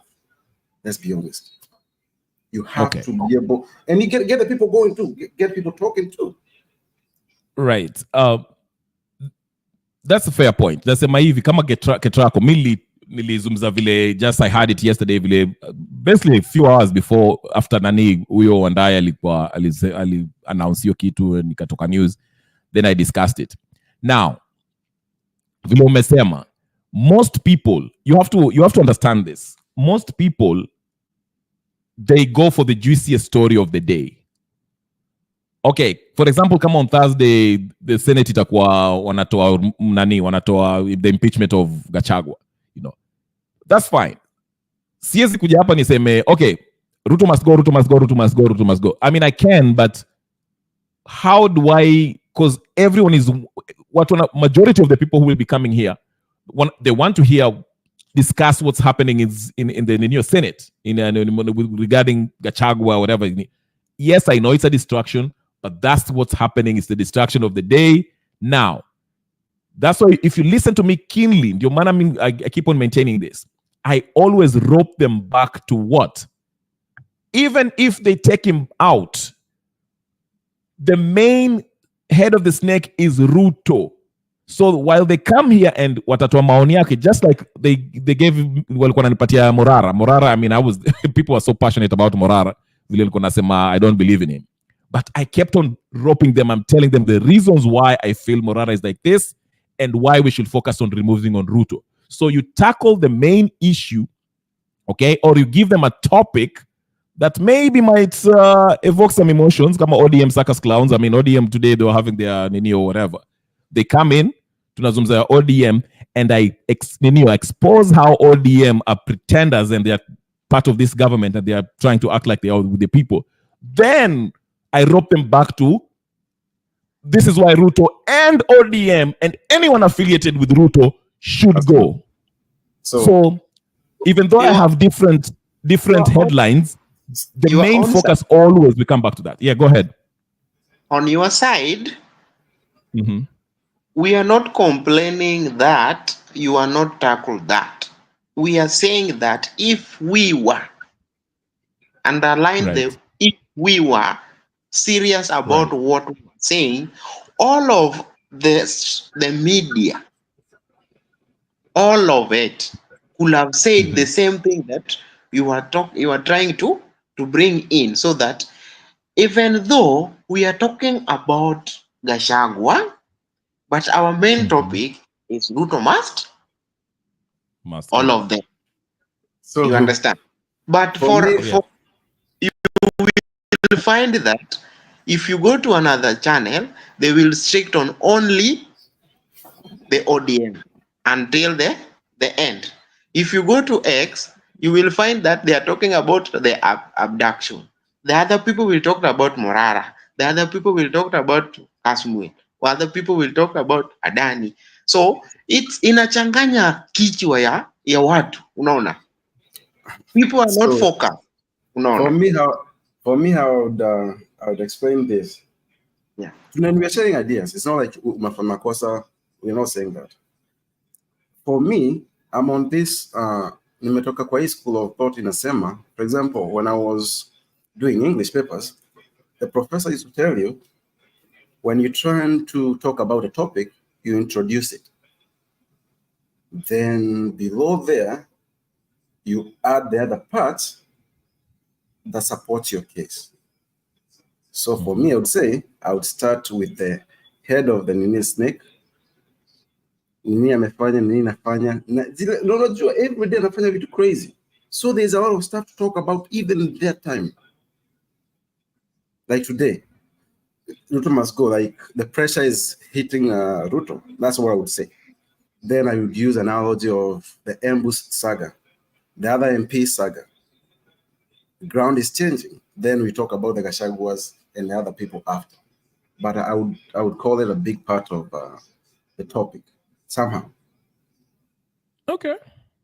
Yeah, I think the bottom line is we are saying it's like, okay, there's a story, but how do we go about it? So, like I say, as a mtu ambao on a platform and you want people to be involved in your discussion, you try to mix it up. Yes, naweza nikakuja na vile tumesema the main in you, because I get the writing part. I mean, the analogy umetumia professor ukitaka kuandika paper where you get the main topic, you talk about it na hizo mambo mengine.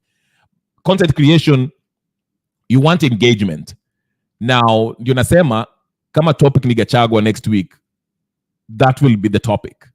But again, since I have an agenda, which is Ruto must go, I have to find a way of roping it. And also, I don't want to sound the same as Sound Candid or somebody else, because it will sound Nikai, this is an extension of that new. Watu wanaingia hapo wanaanza kulia. Exactly. Or watu wanaingia na wanaanza kulialia hapo for 5 years. I mean, it's fine, but I want to be watu waione in a different way. Ndio maana unacheki I always have an angle here, the Western influence, how they influence our country, and how Ruto is playing is a robot.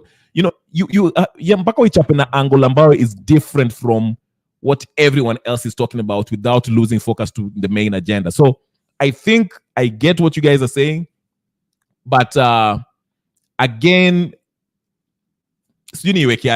it's how ni kama ni chakula, how do you present it ndio watu waikule? You understand? How do you present it? Right. How do you make it palatable? You're right. That's a very big topic. That's a very tough place to be. Again, I said something, but just hang on, Macheze, nasema tu hivi. Just imagine nikikuja hapa niseme, okay, the main topic leo, Ruto must go. Tutamtoaje? We'll exhaust it. It will be a good topic. Tutai-exhaust. Nikuja tena next day, Ruto must go. Yes, now like Ruto must go. Like that's the main thing. You kind of okay, you know what? Because to me, in my mind, I already know. I mean, I strongly feel the only way to a Ruto is through popular revolution. Ndio maana hata jana nilikuwa napigana na the Morara supporters naambia popular revolution, Morara is not going to help you in 2027.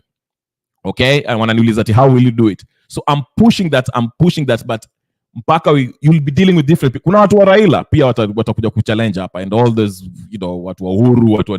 So you have to bring it in different way or provoke them into engaging you. Unaona, ndio maana unaona the circus clown with the ODM. So the ODM supporters, probably Douglas Kibongong, whatever his name is provoked. Ndio unaona anaandika vitu anaandika, which is fine. I have no problem with that. So I see it's just how you honey and a check up. To be honest, is mambo. Yeah, so it just depends. Na pia you have to, you know, ka topic leo ni Gachagua, you can't ignore it. I hate this story of Gachagua, it's distraction, but I can't avoid it because that's what everyone is talking about. I can't be talking about the stock market and Adani na watu nazungumza. You rope it in, unaiweka pamoja, and you present it in a way that everyone can renew. Malchezo kulikuwa nasema kitu. Make it live anyway. I was saying right, something. Make it lively too. Yeah. I was saying something. Nyamaza kwanza, hii itakuguza. Anyway. Ana takuchapa wewe, endelea tu.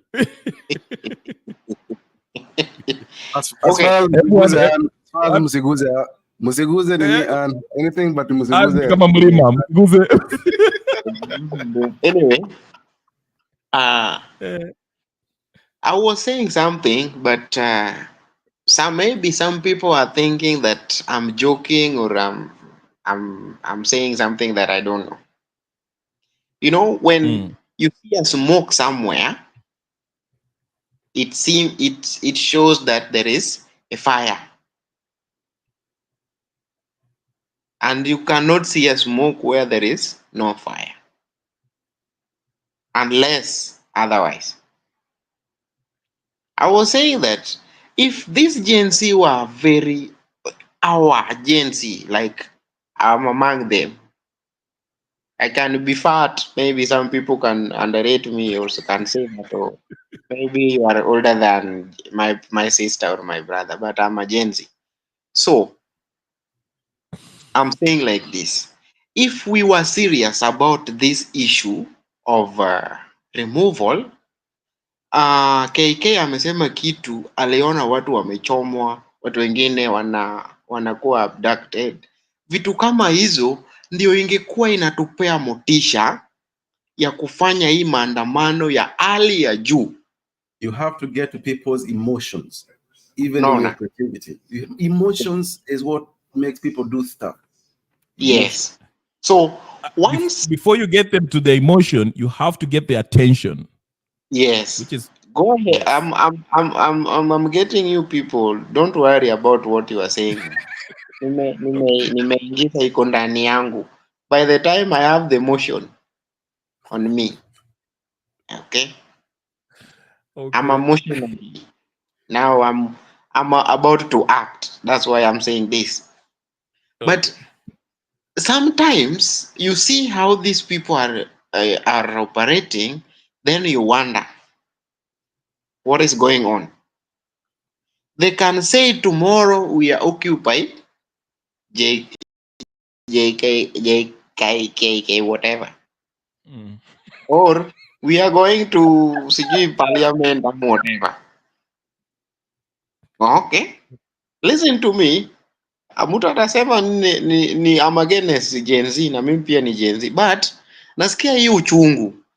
Wewe usha mobilized people, umesema kila mtu mind yao wamesema ya kwamba kesho ni maandamano, then hakuna mtu anatokelezea ama watatu wawili wanatokelezea, then unasema ati watu wengine ndio walikuwa wame interact or something like that. That is not how we are supposed to do things. That's why I'm saying on the first time tulianza hii movement, it was very nice, and it reached a point whereby Ruto ali give up. You remember on 25th Ruto ali give up mpaka akadissolve, mpaka akila, mpaka cabinet. Inaonyesha ya kwamba kama tungekuwa na hiyo movement yenye tulikuwa nayo from the beginning hadi saa hii tunaongea, tulikuwa tunaongea another thing, but tulikuwa sijui nini ilifanywa, sijui watu wengine walienda State House wakaleta ile kitu, walipewa watu wanne wa ODM. Sasa kichwa yake imeruka, wajui wanako wapi. I don't know until today. And remember, if you go to State House and you give these people money, you give anybody money from State House, kichwa yao zimeharibika wote. And this is the reality. Uliona wakina nani walikuwa wanapigania wananchi, by the time walifika nini ilifanyika nini? Unasikianga nani akiongea tena? Sijui wakina Joe alikula ile kitu, kichwa imeharibika. So it's something that we are seeing is happening. Unaweza cheka na this is the reality. Mimi naona kwa umbali sana. Wakina nani walikuwa wanabweka pale kwa pale, amekaa kitu ingine, lakini wakifika pale ya nini State House, sahii wakisema Dani, ndio hiyo kalamu imewekwa kwa meza, tap, imeisha. What is happening? Wale ambao walienda State House kuongea nao sahii Gen Z au hakuna kata kitu moja, which means we need to find another solution or another strategy to face this problem that we have in Kenya.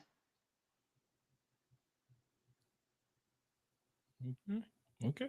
And I think that's the stage we are in, because after the 25th of June, of course, Ruto alifanya juu chini to dismantle anything close to what happened in June 25th.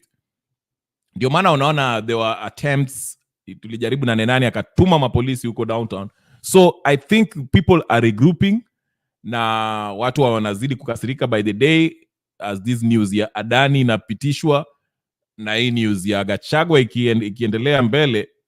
We are getting to that point. So ndio maana mimi sijakufa moyo. Mimi nasema this will happen again. And next time when it happens, it might spell doom for Ruto. So I'm very optimistic as far as the possibility of a popular revolution.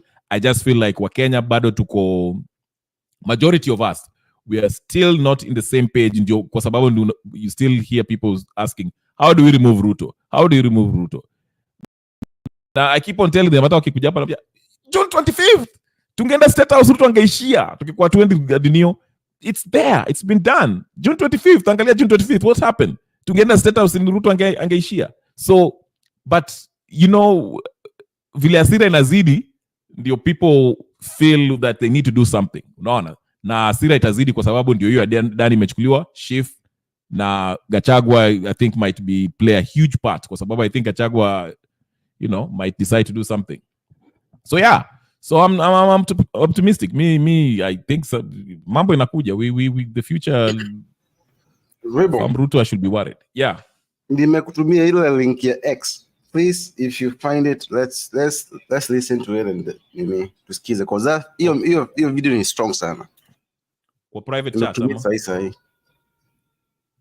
Kwa link. Kwa private chat. Unaiona? Kwa private chat ndio nauliza. Oh, then. So nitumie tu kwa private chat hapa hivi. To be easier. Nimetuma sahi. Okay. Nimeipata. Naweka video full blast. Usitume kwa studio, tuma kwa private bwana. Ni nini wewe? Unadhani mimi nimesoma kama nyinyi bro? Nani amesoma hapa? Si hajasoma. Hakuna mtu amesoma hapa. Sisi hatujasoma bwana. What is? Ina load karibu 5 hours. Ina load lakini naicheza in a minute. No, ni poa. Hebu tupatie ninio ya what's the tupatie gist ama unataka tu tuione mwanzo. Inakuja. Ni jamaa anajiita Apostle somebody. Mwenye unakumbuka video tulikuwa discuss jana about huyu pastor alikuwa anaambia nini wezi. Ndio mwenye mko hapa. Yeah. Ni kama hiyo. Yeah. But this one is more on a high level. Okay, sasa ndio hiyo, acha niicheze basi. Nishaipata. Haya, tegeni masikio vijana. So many vijana.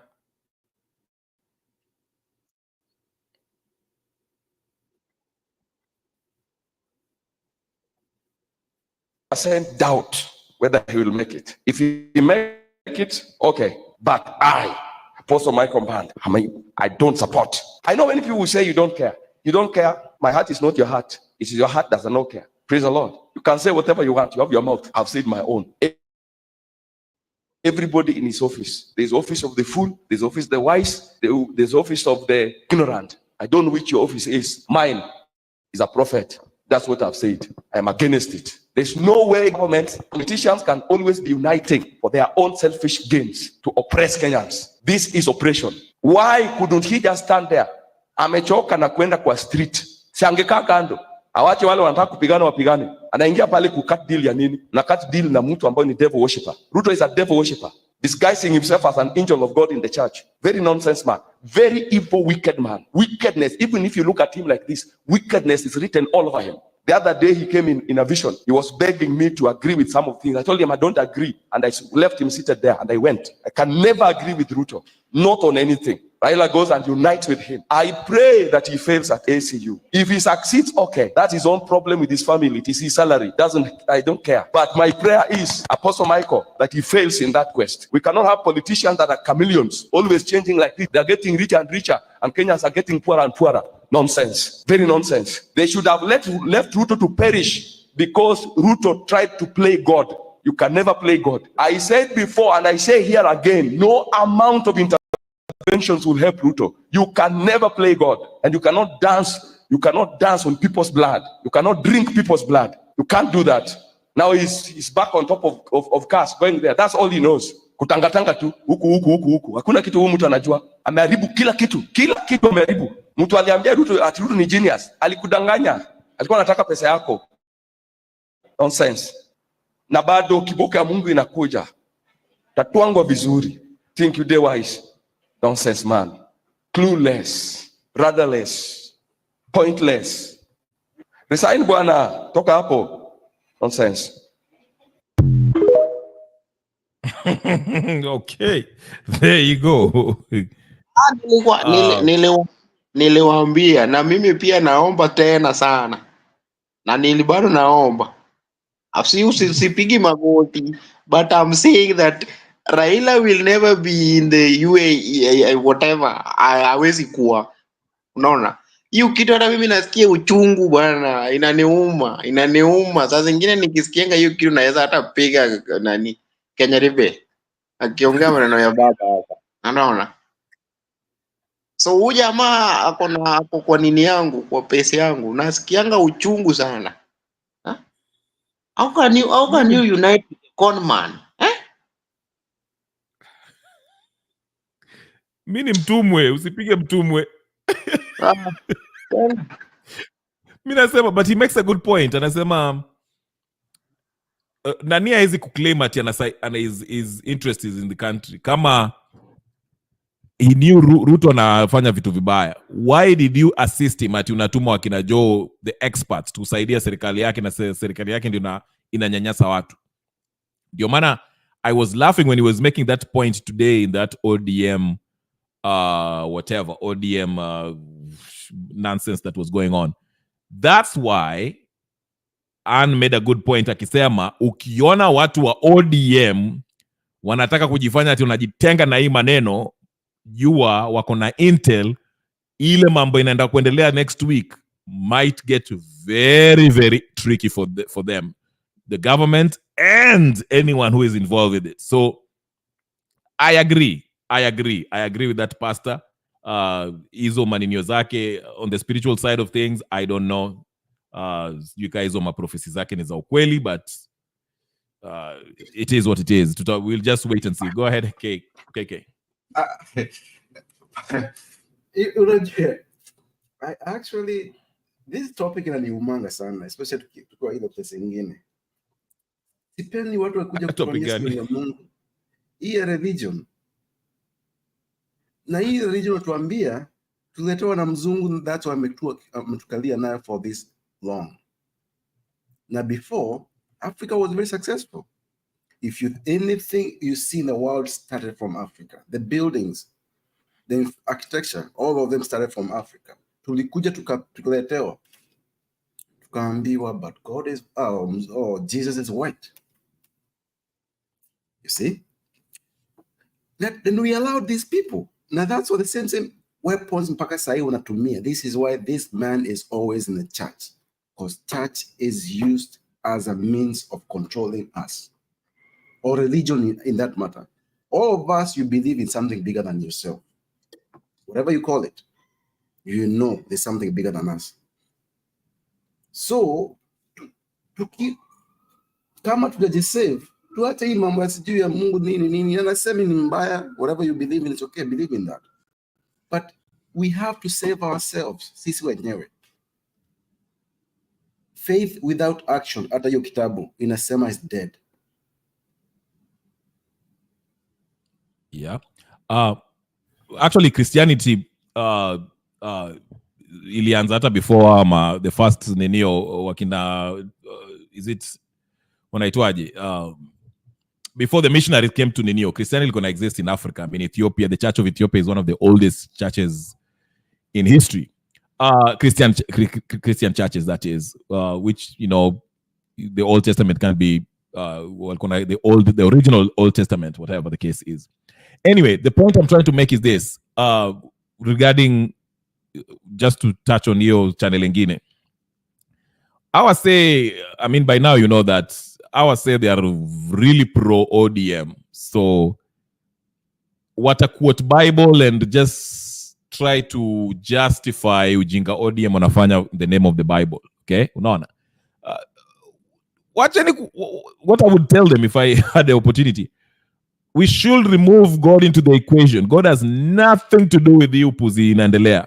Okay? Hata hizi puzi za Ruto anaenda church. He can go to church every day. You know, that has nothing to do with God. There's nothing godly about hizo vitu nafanya. And the same thing kwa hiyo channel. Let's reason as people, binadamu can sort their issues. Of course, kuna issues zingine for the faithful, you have to confirm, just consult God. But Mungu amekupatia brains so that you can discuss and think and come to a conclusion. So I agree with you. Religion, vile wanasema, is the opium of the. You know, part of the painful part of this religion is I'm a Christian, but kuna kitu yenye niligundua, si kwa ubaya. In terms of going to church, ni kama kufunga watu macho kwamba you are so holy, but what you are doing is different with what you are saying. Unaona? Una saa zingine unaweza kuja useme ya kwamba do you know God loves you, lakini ukikuja kwa ukikuja kwa panel order, we are talking about ODM. Unaona? Yeah. I want to give you a story. It's out a little bit. You will excuse me. I want to give you a very small, slight story regarding this issue of religion. I was a seventh day, ambayo nilibatizwa kwa seventh day. But nilichukia na roho yangu kwa sababu there is a day I know my dad used to tell me that go to church. I used to go to church. I used to play keyboard. So there is a day my brother bought a public addressing system. You know how expensive these things are. This is something that makes me to hate other people for no good reason. Mimi ndio nilikuwa kama DJ in short. Mwenyewe nilikuwa na operate hizi vitu. Then to make the matter worse, my brothers that make me to say that hii maneno ya religion za zingine inaweza fanya mtu atoke kanisa na azawai rudi. Nimeambiwa na pastor na wale ni watu wa nini elder. In Kijaluo tulikuwa nasema gikmayu ako thudhu. If you can translate, you can translate. I don't know. Niliambiwa na babangu ambaye alikuwa ananiambia enda church kila siku. Ati toeni hizo vitu hapo zenye zinalia kama nini. Sisi tulete zile zenye. Alafu wanaleta kwa zile disco matanga, wale ambao tayari washa mwaga mpaka damu ndio inacheza kwa church. How painful it is that Ruto anakuja anaambia watu kwamba yeye ameokoka mpaka yeye alikuwa kwa CU na anamwaga damu ya watu. So it's not something good to say something that you are not doing. And that is the thing that making people to suffer until now, because we rely on religions, but these religious people are the people that making Kenya to fail all the time. Yeah. Go ahead, Kay. So I think that's a very good point. I wanted to add that point too. I think tuko kwa crossroad.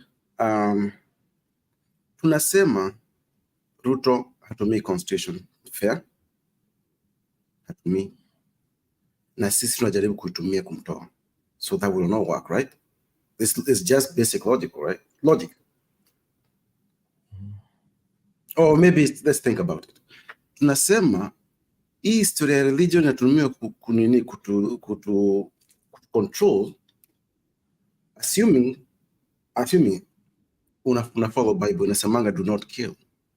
This man has killed. This guy is the opposite of what he tries to fool, and by this time we are done. So we have to we have to be aggressive with this person. We have to be aggressive. Now, what I say is this: popular revolution is actually constitutional. Kwa sababu gani? It basically is the people exercising their power directly because they've been failed by the delegated powers they gave their representatives. So it's not unconstitutional for people to Ruto through a maandamano. So we can still remove him through constitutional means. Popular revolution is well within the constitution. I wanted to tackle this because I think it was interesting. Rosa M amesema, how was June 25th achieved? The entire country was out on the streets. The new strategy of talking on social media is clearly not working. Now we seem to be stuck in analysis paralysis. I would say vile tu nilikuwa nasema mbeleni hapa. Of course, June 25th was successful, and after that, Ruto clamped down on the influencers na anyone who seemed to be a leader or whatever the case is, na akajaribu njia mbinu zote. Alikuwa nasikia kwa X na anafanya vitu aka dismantle that movement. Now, vile tu nilisema a few minutes ago, it's coming back. People now are organizing again because Ruto didn't learn his lesson. Alikuja akatucheza merry-go-round, akatoa kina Marco hapa kwa nini akaweka kwa sports nini akakoroga maneno. So we are getting back to that pre-June 25th time. Vile tu I wish mlisikia hiyo live ilikuwa leo. I liked the idea vile tu alikuwa nasema, Biguna was saying, and I think it happened. Kama mnakumbuka vile Conman Raila Odinga was aliapishwa. Watu waliendesha from every part of Kenya and they went to Nairobi and walimwapisha. Imagine if those people were to go to State House, which was this anyway, but Conman again alikuwa anacheza. So imagine now watu wakikutana, 1 million people. I think even 500,000 wakikutana downtown Nairobi CBD. Those are enough to take out Ruto. But the social media, kumbuka June 25th, Rosa M, June 25th ilianza, the planning started on X Spaces. Just like uliona Morara vile alitolewa, sino walikuwa wanazungumza kwa X Spaces, wanasema, hey, watu wa Kangemi, tukutane wapi? Sijui watu wa you saw that. So, social media, even though tunaidharau, tunasema, hii social media, everyone is it will get to a point, and maybe next week, it will get to a point where watu watasema, you know what, let's go to the streets. Hii Gachagua ametolewa, hii Gadani imechukuliwa, this thing can happen just like that. That's why the nature of easy revolutionary is unpredictable. So I won't, hata vile tu Ani amesema, hata 200k ni watu wengi. And I had, according to that X live session, I had hiyo siku Ruto alitoka Nairobi, alihepa alikuwa Narok. Okay? Organically, yes. So this thing can happen. Mimi niliangalia tu vile tunajiuliza vile ya Morara, that Morara vile alikuwa anatoka jela. Si watu walikuwa kwa X wanasema, hey, tukutane. It happened. So yes, it's not something hard. Yeah. That day, your stream was crazy. I think we almost, you went too far. You got a lot of audience that day. Right? I almost had 4K. Yes. Like literally I had 3K people, 3,000 people watching. I mean, nilingia tu hivi like a joke. I was like, okay, it's another day. Before that, I averaged like 3 people watching, 4, 5, 7. I'm like, what? I don't know what to say. I'm like, what the fuck is going on? Nitambia watu nini? What am I supposed to talk about? Yeah. You know what? Any comment section? Yeah. Sorry. Go ahead. No. Lishamaliza. Go ahead. I think ile kitu tutaanza kusaidia sisi wenye tuko abroad. Unaona sasa hakuna mtu akulead kusema tunaenda hii siku. Na kila mtu unajua tunaenda hii siku. Unaona Wakenya wameshabaiwa. But Wakenya wote wanajua wenye tuko na nini wenye tunaongea. Some of us has now to start calling for the protest ourselves. Because huko tuko mbali kiasi, tuko safe kiasi. Because that we have to consider vitu kama hizo, I think. Yeah, I agree. In fact, kuna mtu alisuggest kwa hiyo live ya kina Miguna leo was like, the bloggers and vloggers should take a active role because ni kama that's part of the strategy of president anabai ma bloggers, so unaona wanaleta confusion na hizi mambo zingine. Yeah, I mean, to me, mtukaa tuseme Sound Candid TV, they can be more effective, but I don't know what their agenda is. Mimi niko na audience, but it's not big enough to influence vile watu, you know. I know, na najua bado kuna hiyo safety. Haitakuja kwa mtukaa wewe. Yeah. Inahitaji kwenye tuko, kwenye watu wanakuja wanaingia nini na majina zingine nini. We are saying it. Bila kamera, bila nini. We have to go. Na hiyo sio kitu mbaya.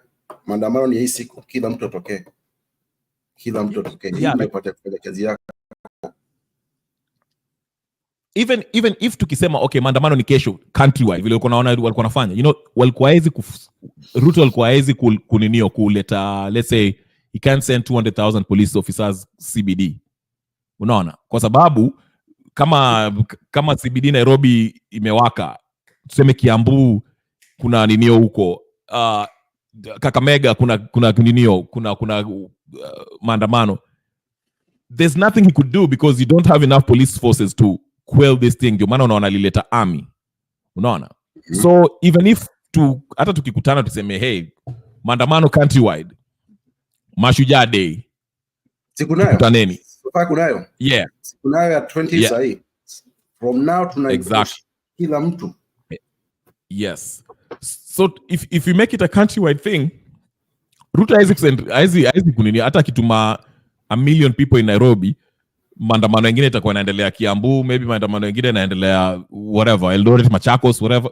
He can't do anything. Atakuwa he's stuck. Yes, so we have to kind of go back there. Yeah, even that's what Miguna alisema. Even Miguna suggest hivyo, I think. Niona mtu akisema hivyo. Miguna alisema hivyo. Yes, yeah, that's what he said. Hata tukisema, hata watu wakutane waseme, okay, everyone from every part of the country tukutaneni Nairobi. There's nobody can stop you. Hata uletea hizo 250,000 police officers. Imagine 1 million people of 2 million people heading towards CBD. Utawashoot wote. You can't. Shida kusema hivyo ni the transport system kind of imekaliwa. So unless kitu ya kusema kama umetoka Nyeri enda Nyeri, kama umetoka Kakamega enda Kakamega. Okay. This is what I was saying. Before 98, which was unsuccessful, nilisema hivi because posta ilitolewa like 2 weeks before the time, 98, I think a month before. Nikasema, if everyone is to meet at CBD, usingoje the day before ndio uanze kwenda CBD Nairobi. Kumbuka vile maposta walikuwa sema can you host people, churches will host people, so you remember that? I remember. Mimi nikasema kama unaweza, if you want to make your way Nairobi, kama ni niyo, hata kama ni next month, start a week before ninio, ama 2 weeks before, kama unaweza kuna relative ambaye anaweza kuhost for those ninio, or a friend, whatever the case is, because the day before maandamano Ruto atajaribu ku seal off the CBD na mtu asiingie Nairobi. And that's exactly what he did. Exactly what he did. But if you consider that, 20th, tuko na wiki. Yes. That's the point. So, that's the point this is talking happening. So ndio asema, if tukikutana tuseme okay, everyone from every part of Kenya tukutane CBD, we need 1 million or 2-3 million people to wakutane CBD. Start now. Msingoje the day before, kwa sababu obviously ataita makarao wasimamishe nini watu seal off CBD. No one will access Nairobi, just like he did in 99. That's why that thing wasn't successful. Lakini, you know, because remember, ndio maana I usually give the example. Iyo vile Raila alikuwa naapishwa, what did this NASA whatever Azimio people did? Hassan Joho alikuwa analipia watu kutokea buses zinatoka Nairobi, whoever alikuwa naitia watu kutokea Kakamega, whatever the case is, and they started a week before, and they were so passionate. By the time Uhuru alituma au GSU, there were so many people in CBD, hata hizo tiagas zao zilikuwa hazifanyi kitu. They couldn't dismantle could disperse the crowd. And that's why they were successful kuapisha Raila. And the problem, in fact, the plan was they were supposed to go to State House after that. Raila kadip kwa sababu alipigwa simu na nani? Na Uhuru. So that's what I'm saying. It can be done, it has been done. But so we are not all in one page. The point, hata hiyo ni point poa. But Wakenya ni lazima tujue. Saving your country is the biggest honor you can ever do in life. Not all the money, not success or anything. Saving your country for your future. That's it. Juu Wakenya wanataka sijuu, unasema hizo ya Joho sijui kuhari watu mabuses and all that stuff. We do not need people because we have to invest in our country for our country to give us back what or actually belongs to us. Si lazima mtu akulipia kitu. If you have 200 na nyoko nayo ya mwisho, and this is a chance to save our country, we have to do it.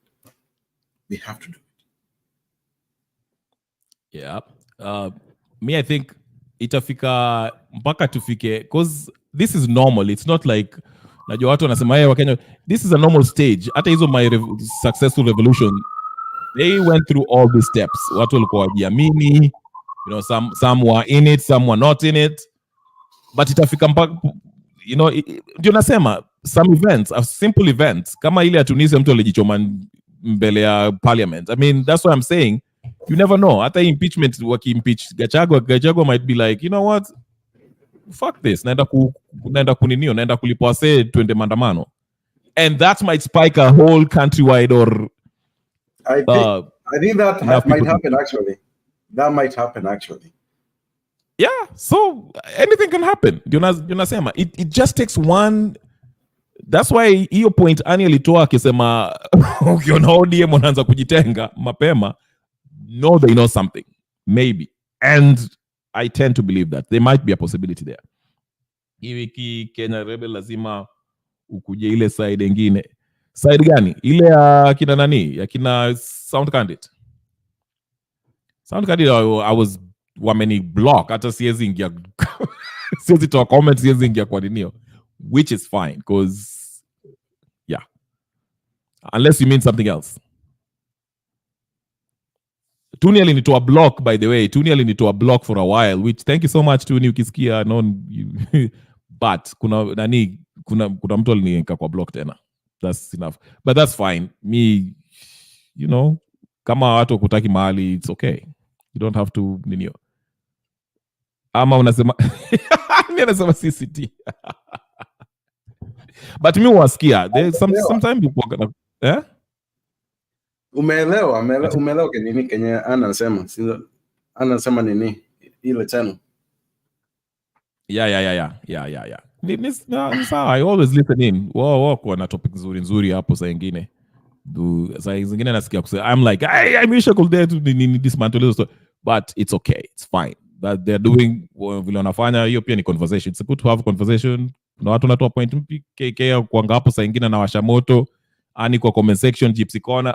Sasa tunaangalia vile mnaanza vita huko, alafu naangalia vile pia Benada na wachuja. It's entertaining. Yeah. But na matona ruka. Shida ni watu wengine wanaangi seriousness. Unajua hata kama tuko hapa tuna chill nini. Some of us kuji kuchill because we enjoy this. Me, today is Saturday. I'll be more than happy to be enjoying sports all day, drinking. Yeah. Now, what we get on like, oh, we are here just to chill and just waste time. Hata kama sio poa kusema hivyo, but mtu haoni seriousness hizi vitu. You have to understand, kuna watu wengine they like the fact that wako kwa, wako mtandao, wako TV, they're being seen. Na kuna watu wako, I mean everyone wako na reasons zao. Juu kisikia zingine vile watu wanasema everyone is in a different, which is fine. It makes it more equal audience. Lively. So yeah, it makes it lively. So I don't blame them. Kila mtu unaweka hapo. So kuna watu wako serious vile wewe uko serious. Kuna wengine wanataka tu kwa in the middle of everything wakimoderate. Kuna wengine wako na agenda. So it's everyone wako na agenda. Unajua kwenye naenda na history wewe. Nimepiga break hapo. Siendelee. Like it's entertainment. So it's entertaining. So yes, it is. Yes, it is. Yeah. So whatever. But hey, me. Yeah. Anyway, sawa. Nani? KK. Mi wacha pia nifunge hapo, nitaenda kuangalia baadaye. Wacha nifunge ninio duka hapa saa hizi. Sawa sawa. Wewe nitaenda kuwatch ukiingia huko. Wewe pia. Thank you for giving us platform, because this kama si easy, I'll be dead, man. Hii stress ya unaona hii kitu inakuuma. It's very painful, man. Unasikia? Ani anasema heri kuwatch horror movies bana than politics. Yes, right? Ani wacha ujinga. Nafikiri Kenya inaweza kumtoa bila risasi kurushwa, lakini inahitaji umoja. Vita haitakikani, lakini nakuelewa. Yeah, you're right. Unasikia? Rosa anasema amechemka tae. Yeah? Mimi nitaenda kuangalia huko nisikie vile keke na roga watu huko. No, behave yourself. Mimi kuna watu usionje kitu. Nikiwa kopano, nikiona watu wengine kopano hakuna haja ya kuingia. Na sio kwa ubaya. Sitaki kunikuja hapa nianze kukasirika, niongee vibaya na watu washindo kwa ni jamani mpo aje. Anaongelesha watu aje. Lakini unasikiza vitu like, how can you think like that? How would you think like that? Ni sawa, ninakwambia. You have to understand, everyone is on a different page. We are collective consciousness. Vile yani alituambia. We are slowly getting there. I believe in the next few months, weeks, we'll be on one page. Watu watasema, you know what? Let's all go to the streets. Hii imepita. We're done. We're done and finished. Tuendeni kwa streets. Nisema hii mwaka haitaisha. I said that and I will keep saying it. Kabla Ruto hajatolewa. Something will happen. Will have to happen. Unasikia? Yes. Yeah, go ahead, sorry. Nimeanza kuwa kama mato.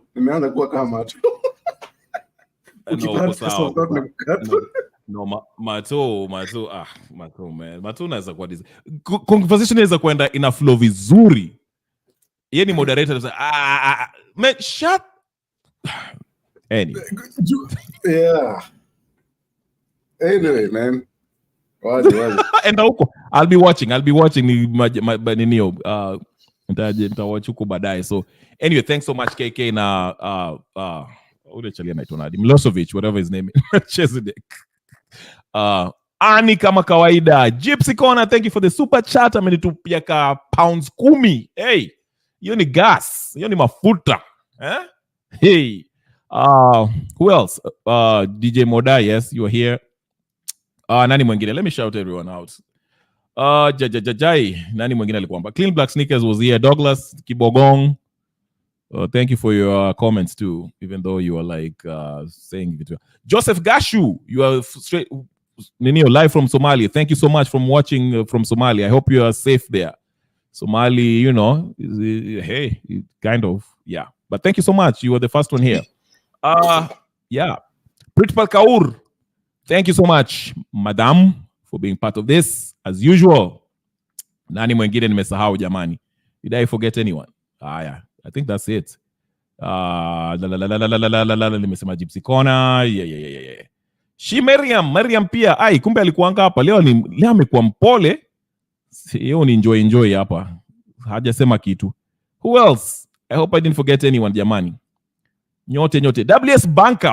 WS Banker. How can I forget you? My goodness, my brother.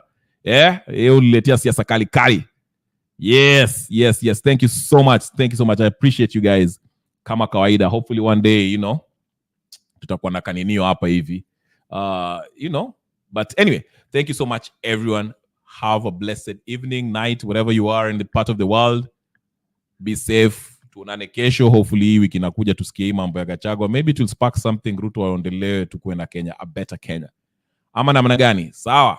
I'll be on the comment section on another hizo maninio zingine. I won't say anything because I'm blocked, so I can't comment. But I will be watching later on tonight. I have things to do, but I'll see you guys then. Thank you so much. Thank you, Annie. Thank you, WS Banker. Thank you, everybody. Joseph. Thank you. Thank you. Take care and God bless you. Be safe. Pray. Do not cease. Prayer is always so you can have divine intervention. Okay? Thank you so much. I'll see you guys later. Bye. Peace and blessings.